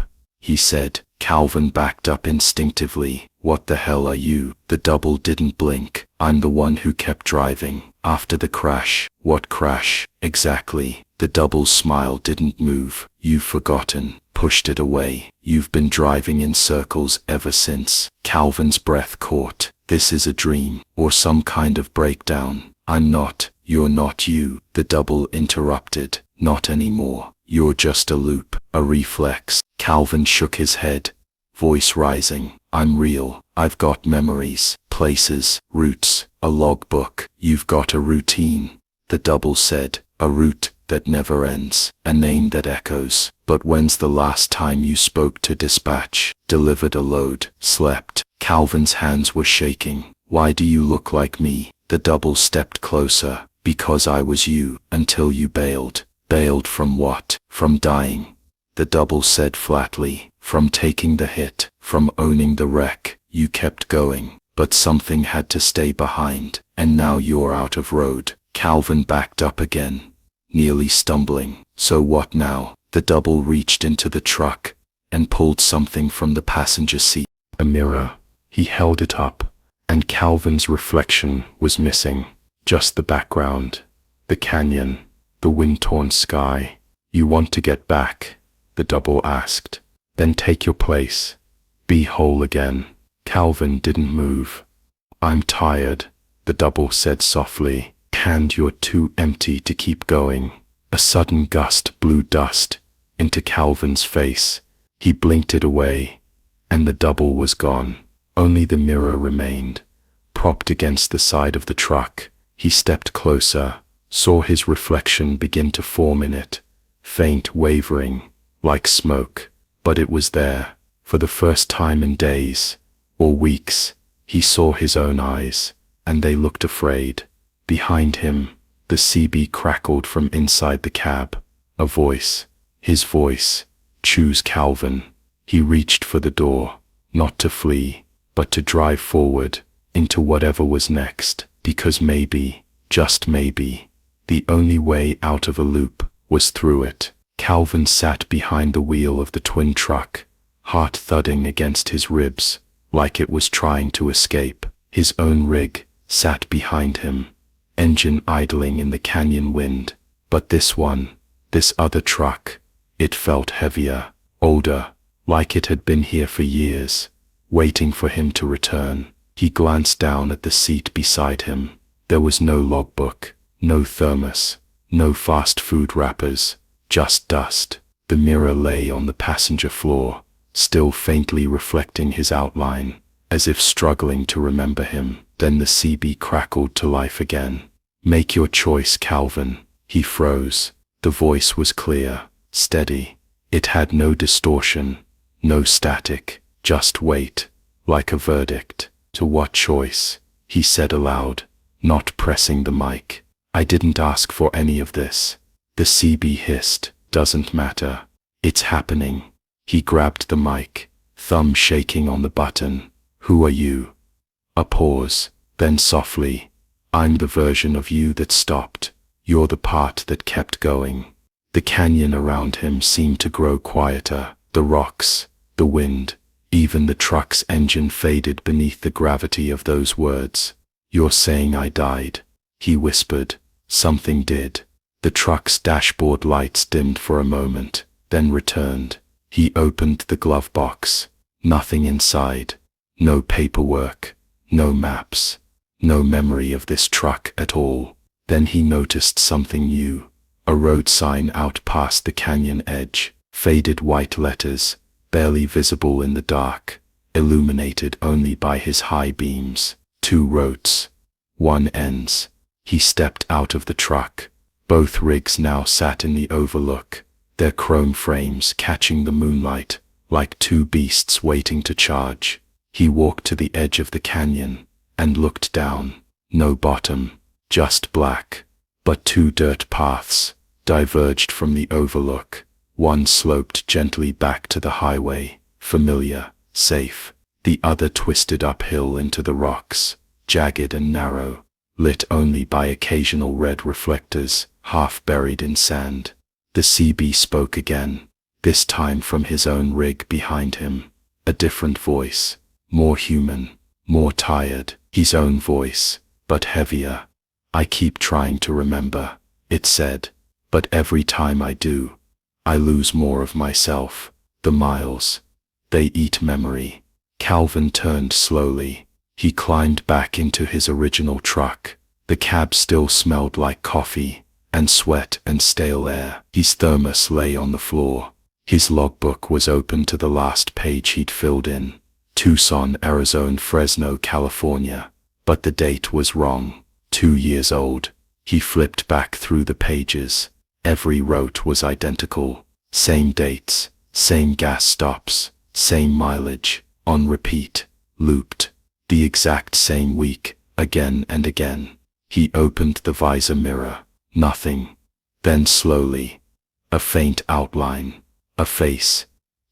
But it flickered, unstable, like it was being overwritten. Behind him, the air in the sleeper shifted.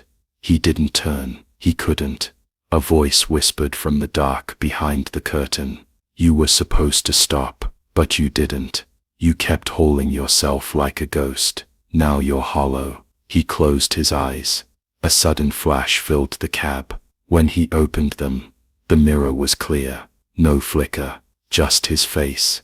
Pale, gaunt, but solid, and tired. So tired. He took the wheel again. The twin rig still sat silent in the overlook.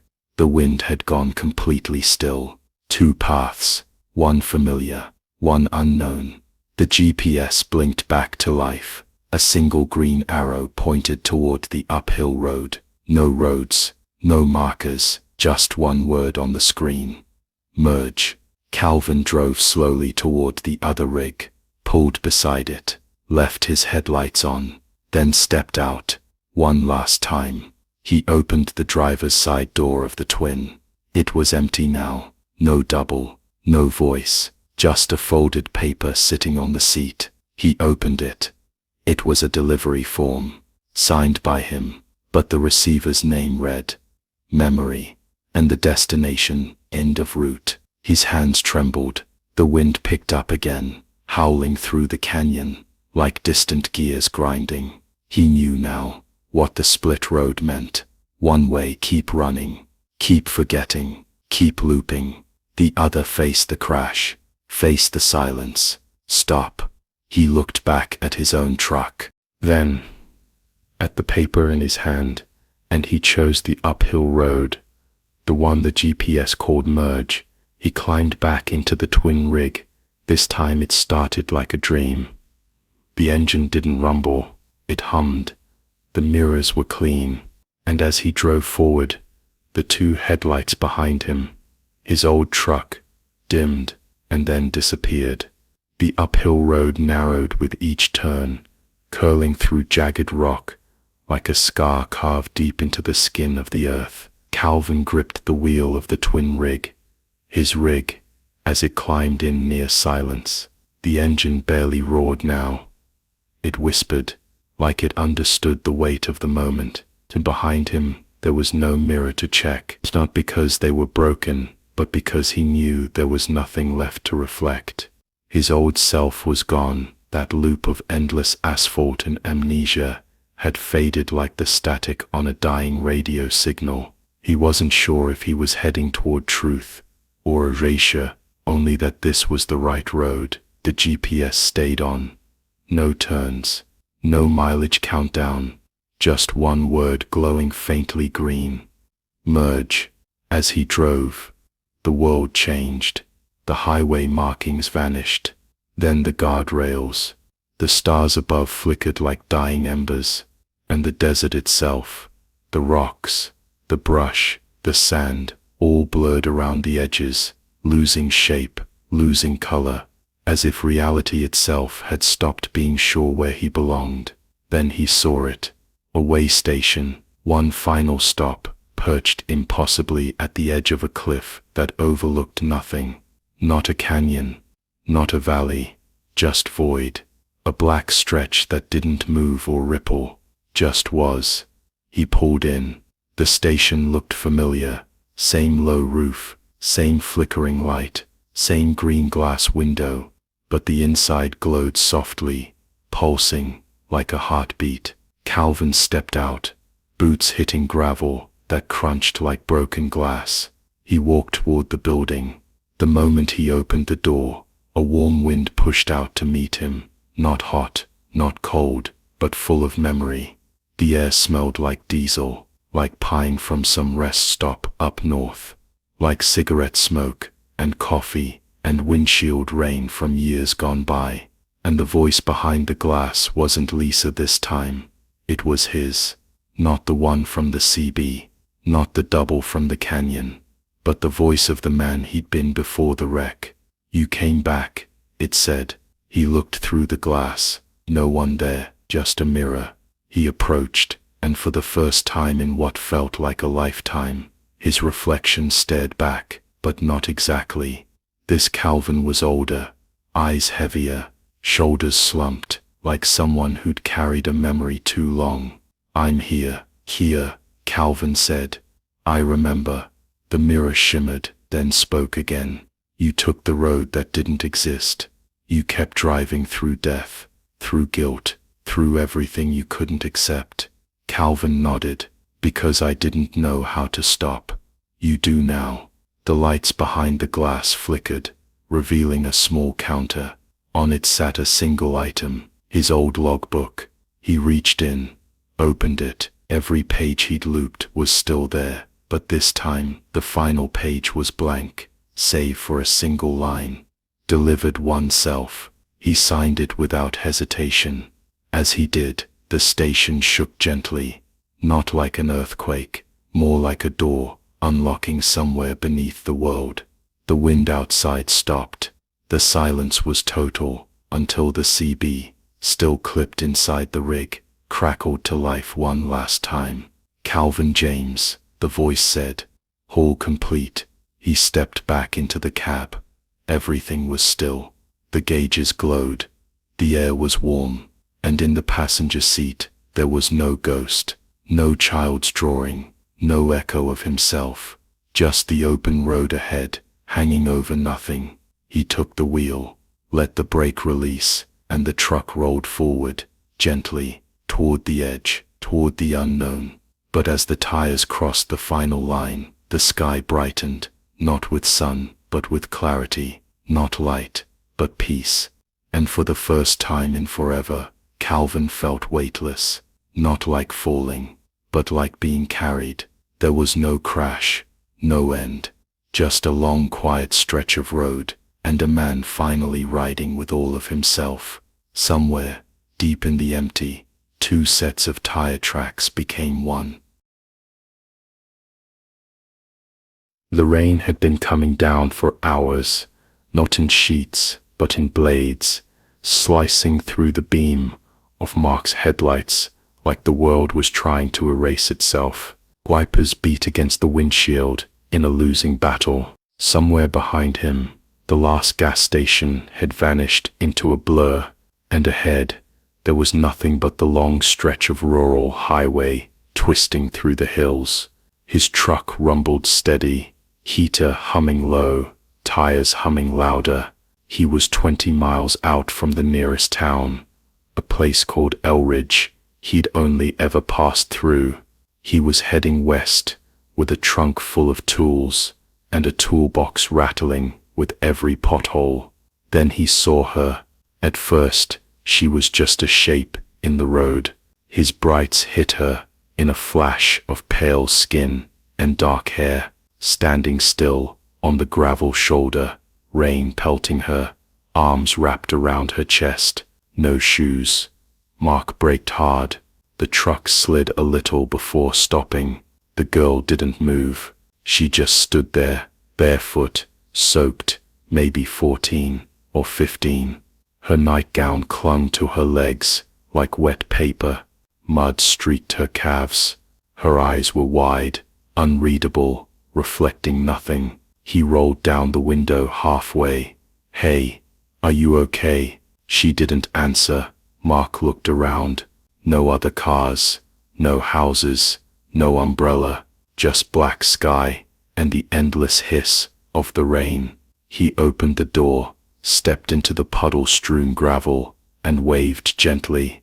"You lost, sweetheart. You need help." Still nothing, but her eyes shifted, just slightly, toward the passenger door. He hesitated, then walked around and opened it. She climbed in, without a word. Inside, the cab grew instantly colder. The smell of wet earth filled the air. Water dripped from her elbows onto the seat. Mark pulled the door shut, turned the heat up. "I'm heading toward Elridge," he said. "It's about 20 miles. We can get you dry, call someone for you."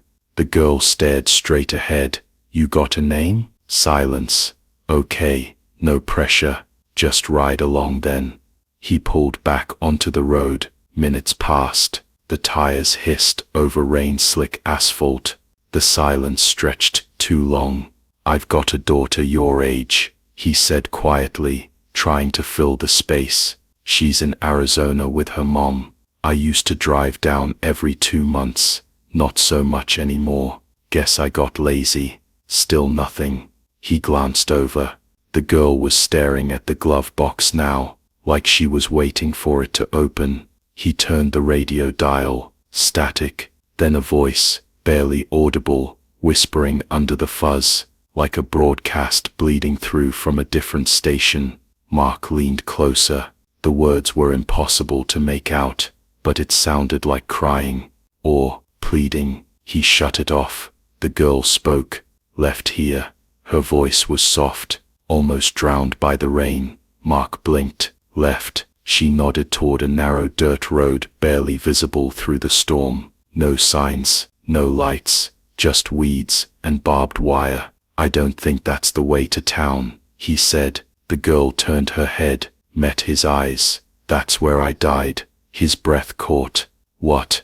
But she was gone. The passenger seat was soaked, but empty. The door was shut. The floor still held 2 muddy footprints. The air was ice cold. Mark slammed on the brakes. The truck fishtailed slightly, then stopped. He twisted around in his seat, checked the mirrors, opened the door. Nothing. The rain poured harder. He stepped outside, heart pounding, shouted into the storm. Hey, where'd you go? The headlights barely lit the path she'd told him to turn down, but something about it felt older than the road, like it had been waiting long before asphalt ever touched this place. Mark stood there for a moment, drenched, jaw clenched, pulse racing. Then he got back in. He didn't drive off. He sat still, listening. Somewhere behind the storm, he swore he heard a voice, hers whispering something soft, something broken. And even though she was gone, the seat beside him was still wet. Mark kept driving.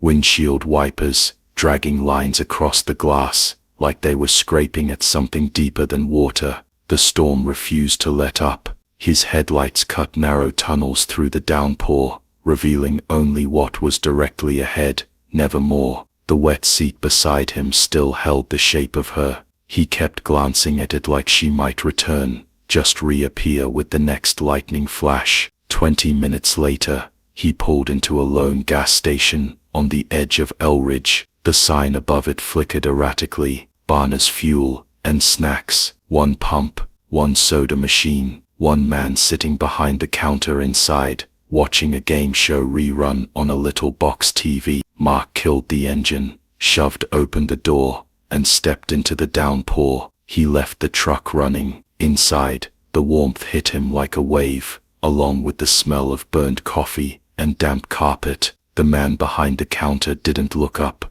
until Mark approached, jacket dripping, face pale. You okay, friend? The attendant asked. His name tag read, Albert. Mark wiped his face with his sleeve. I picked up a girl on the road. Albert's eyebrows lifted. That right? About 15, soaking wet, no shoes, barely said a word. Albert set his coffee down slowly. 20 miles back. Mark nodded. Yeah. Albert's jaw worked. Did she get out at the crossroads? No, she disappeared. Just gone. Albert leaned back on his stool. You're not the first. Mark's breath caught. Excuse me, she's been showing up since I was a kid. Same girl, always barefoot, always when it rains, always 20 miles out. You're telling me you've seen her too? Albert nodded. Folks say she's a ghost, or a warning. Some say she died out there, years ago. A flood took the house she lived in, up on that hill past the cottonwood fence. Others say she never existed at all, just some kind of loop in the storm. I talked to her, Mark said. She told me. She said that's where she died. Albert didn't respond right away, just stared at the rain outside, like he was remembering something he'd been trying to forget. Then he said, well, then she trusts you. Mark felt a chill. She didn't tell you. Albert shook his head. No one gets words out of her. You should count yourself lucky. Lucky didn't feel like the word. Mark grabbed a towel from his truck and dried the passenger seat. But even then, the moisture didn't fade completely. It was like the fabric remembered her, like it wanted her back. He couldn't leave it alone. Not now. Not with the storm still raging. He pulled the map out of his glove box, an old habit, and traced the highway backwards, 20 miles east, Only one narrow gravel road veered off, where she told him to turn. No town, no labels, just a thin, pale line on paper that led toward nothing. He drove back. The rain grew heavier. The farther east he went, the road seemed to narrow, like the world was folding in on itself. Lightning forked in the distance, outlining hills and dead trees, like X-rays of forgotten bones. When he reached the gravel turnoff, he stopped the truck, got out. Mud sucked at his boots. The air here smelled older, not like the rest of the storm, but like rot, like something buried in a place time forgot. He scanned the roadside. Then he saw it. Footprints, barefoot, leading off the shoulder, through the brush, fresh. He followed them. The tracks led toward the faint silhouette of a broken-down farmhouse in the distance, half swallowed by trees and crawling ivy. The roof sagged, like it had collapsed, under the weight of too many storms. One shutter banged loosely against the siding. As he approached, something shifted in the shadows near the porch. But when he shone his flashlight, there was nothing there, just the door, slightly open. He reached for the handle, hesitated, then something behind him clicked. His CB radio. It had come to life. Even from this distance, even with the truck shut off, a child's voice whispered through it. "You're not supposed to be here." Mark froze. The wind howled once, low and long, like a breath held too long. He turned slowly toward the house and stepped inside. The water dripped from the rafters. The air was heavy with mildew and rot. Floorboards creaked under his weight, like groans from a sleeping giant. Every step forward made him feel like he was walking backward, into something old, something waiting. In the corner of the front room, a child's shoe sat alone in the dust, small, muddy, and very familiar. The farmhouse groaned as if breathing, slow, tired, and sick. Mark stepped over the threshold, the air pressing down on his shoulders, like it had a weight of its own. The scent of rot was heavier now, more layered. Not just mildew and water damage, but something sadder, old grief sealed into the wood. He paused in the doorway. The child's shoe sat in the corner, like someone had placed it there deliberately. Mud was still caked on the toe, not dried, fresh. He crouched, touched it. The sole was damp, still warm. He rose slowly. The wallpaper was peeling in long curls, revealing warped boards beneath. Torn photographs hung at angles on the walls, their ink bled and faces blurred beyond recognition. The rusty nail protruded from the trim near the stairs, holding a fragment of what might have once been a ribbon. Mark moved from room to room. The kitchen was flooded, shallow water pooling across the cracked tile. Chairs tipped over. The child's drawing floated by the baseboard heater, half dissolved. A stick figure, holding hands with a taller one, both beneath a jagged blue sky. He walked down the hallway, each step creaking like it might give out beneath him. Rain drummed steady on the roof, but there was no wind, no thunder, just the sound of water leaking through forgotten places. Then came the sound, a thump, upstairs, then a slow dragging noise. Mark froze. "Hello," he called. "I'm not here to hurt anyone. I think I saw a girl out there. She might need help." No reply, just the groan of wet wood settling. He climbed the stairs, hand brushing the rail. The top was a small landing with two doors. One hung open slightly, revealing a faded pink wall beyond. He pushed it open.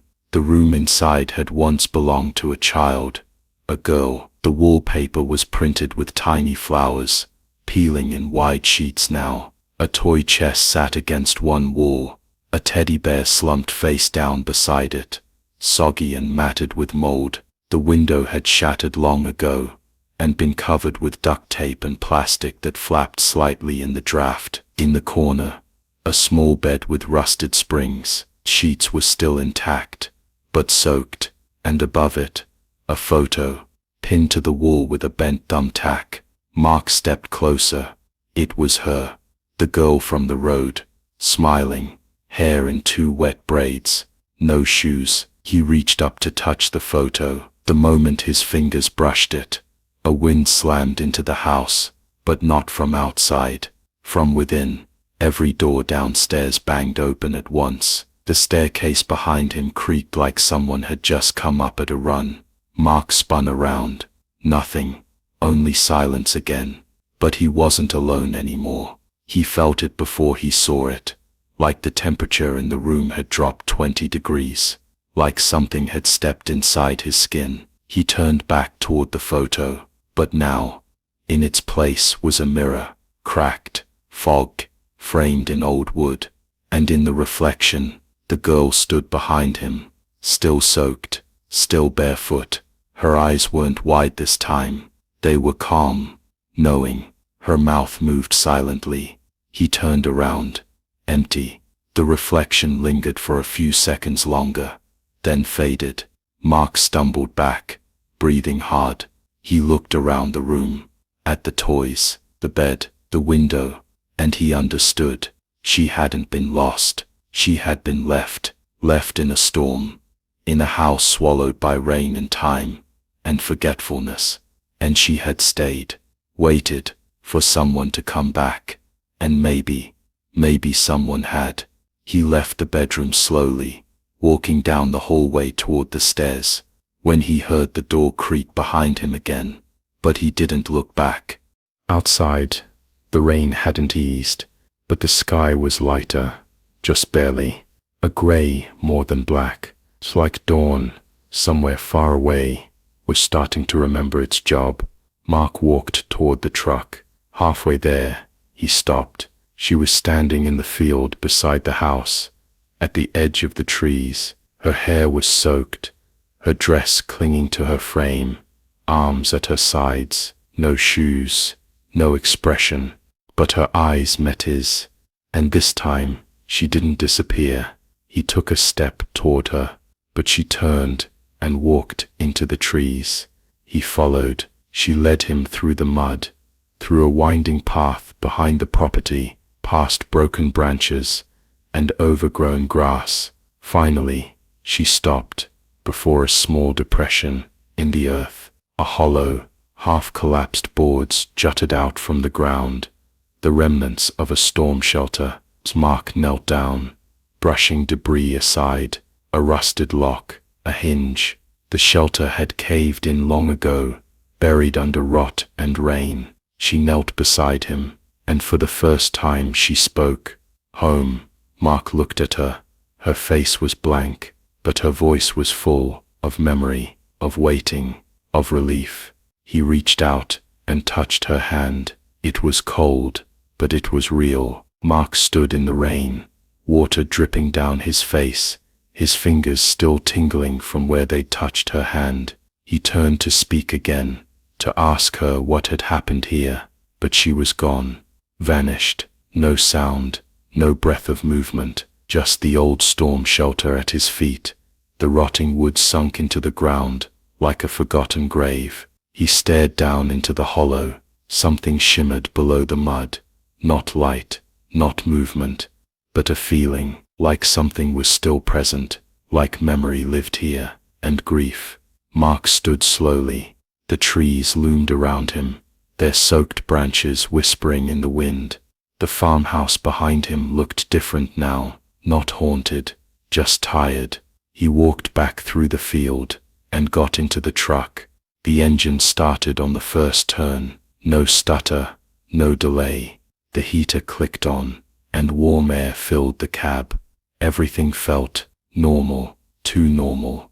He pulled back onto the gravel road, the wipers dragging slowly across the windshield. As he turned onto the highway, the GPS flickered to life again, recalculating his route, like nothing had ever gone wrong. The storm hadn't lifted, but the air was lighter somehow, less heavy, less cursed. He drove for several miles in silence. The highway blurred past, dark trees and broken fences flanking the shoulders. Then the CB crackled. A long pause, then a whisper. "Do you remember now?" Mark's fingers tightened around the wheel. He didn't reply.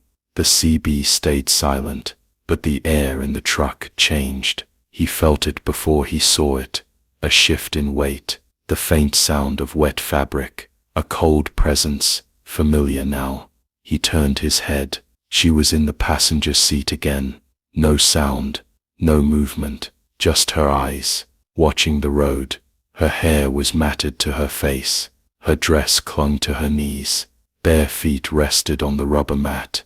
Water pooled beneath them, but she didn't seem to notice or care. "I thought I was dreaming," he said softly. The girl blinked once. "You passed me once," she whispered. "You kept driving." Mark swallowed. It hit him like a punch to the chest. A memory he'd buried deep. A storm, not unlike this one. Years ago, he'd been tired, rushing to a job. A flash of something on the road. A small figure, maybe a person. He'd squinted through the rain, thought it was debris or imagination. He hadn't stopped. "I didn't know," he whispered. The girl looked down at her hands. They trembled faintly. "You were the last one," she said. "The last one to see you. The last one who could have." Mark felt his stomach drop.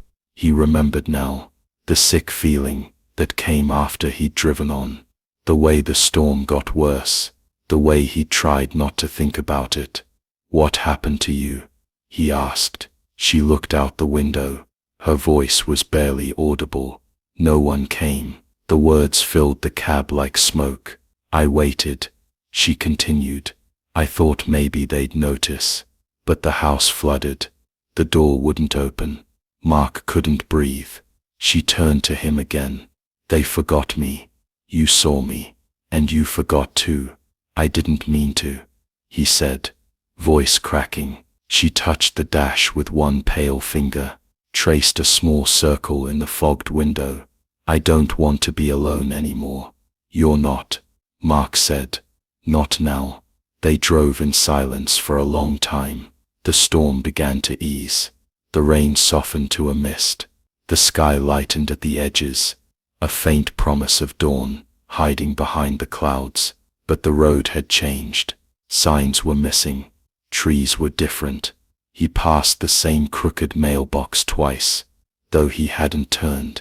A loop. He pulled to the side of the road, shut off the engine. She was still there beside him, but this time, her shoulders weren't as tense. Her eyes were softer. Her voice came again. "I never got to go home." "Where is home?" he asked. She didn't answer. She just looked out the windshield. Mark followed her gaze and realized where they were. The field, the cottonwood fence, the outline of the broken-down farmhouse just visible in the thinning rain. He hadn't driven in circles. She'd brought him back. She opened the door, stepped out barefoot into the wet grass. He followed without a word. They walked across the field again, through the gate, past the old porch, and when she reached the door, she turned to face him. This time, her eyes were full of something new. "Peace. You came back," she said, and stepped inside. The door closed behind her without a sound, and Mark was left standing in the clearing as the sun finally began to rise through the storm. The rain had stopped. Not faded, stopped, as if it had never really been falling at all. The ground was still soaked, puddles reflecting the gray morning sky, but above, the clouds had cracked open just enough to let the light through. Not sunlight exactly, just the soft, colorless brightness that comes before dawn. Mark stood on the porch of the old farmhouse, staring at the door the girl had just passed through. He waited. Nothing happened. No sound from inside. No movement behind the windows. The house looked dead again, same as it had when he first saw it. Sagging roof, ivy swallowing the siding, water pooling around the stone steps. But it felt still, in the way a prayer ends. He turned and walked back across the field. His boots sank into the mud, but didn't catch. The air smelled like wet grass, and something cleaner now, like the earth had rinsed itself. The cottonwood trees swayed gently in the breeze. No more whispers, no more phantom thunder. Pack in the truck. The cab felt dry, clean. The seat beside him was empty, but no longer haunted. He sat there for a moment, engine idling, hands on the wheel. The GPS flickered and came to life without hesitation. It now displayed a straight green line, westbound, just like it should be. No loops, no rerouting, no words written in fog. As he shifted into drive, something above the visor caught his eye. He pulled it down. The photograph fluttered into his lap. It was the one from the bedroom upstairs. The girl, barefoot, standing in front of the farmhouse. But this version wasn't waterlogged. The ink wasn't smeared. It was whole, bright, intact. The kind of picture that might have once sat in a frame, on a mantel. On the back, written in neat, childish handwriting, "Thank you for not leaving me again." Mark stared at it for a long time. Then he smiled, not wide, not clean, but real. He tucked the photo into the pocket of his jacket and drove. The highway stretched ahead like a page waiting to be filled. The truck rolled smoothly now. No more knocking in the engine, no more static from the CB. He passed mile markers without fear. The fence posts were where they should be. The signs made sense again. He didn't look back. Somewhere, far behind him, the house would settle. The wind would dry the porch, and a story, long forgotten by the world, would close its final chapter. After a few miles, he pulled off at a diner, one of those dusty roadside places with trucker coffee and cracked vinyl booths. He ordered eggs, toast, and a black coffee.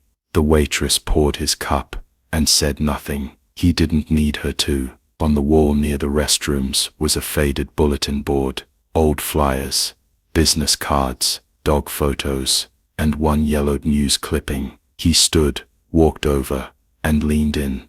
Missing girl, local flood claims farmhouse. The photo was tiny, grainy, a scanned version of the same one in his pocket, but the headline was real. The date read nearly a decade ago. Authorities report that the girl was last seen near her family's farmhouse, outside of El Ridge, before floodwaters swept through the area. The house was deemed structurally unsound, and search efforts were eventually abandoned due to unsafe conditions. No remains were found. He reached into his coat and compared the photos. Same girl, same look, same bare feet, but the one in his pocket looked newer, like the past had given him one unspoiled moment of her. He pinned the new photo beside the old article. Someone else might notice it now. You maybe remember her face, maybe wonder who finally brought her home. Back in the truck, he sat for a long time before turning the key again. The sky was clear now, pale gold light spilling over the hills, like something waking up slow. He drove until the town faded behind him, until even the last grain silo was gone. The road turned west, then northwest, a new highway, a new day. In the distance, a soft drizzle gathered again, brushing the edges of the windshield like a memory testing its return. But Mark wasn't afraid anymore. He had already weathered the worst of the storm, and somewhere, in a forgotten patch of countryside, a girl was finally sleeping in her own bed again, no longer barefoot, no longer waiting, no longer afraid. He didn't know where the road would take him next, but for the first time, in a long time, he was driving forward,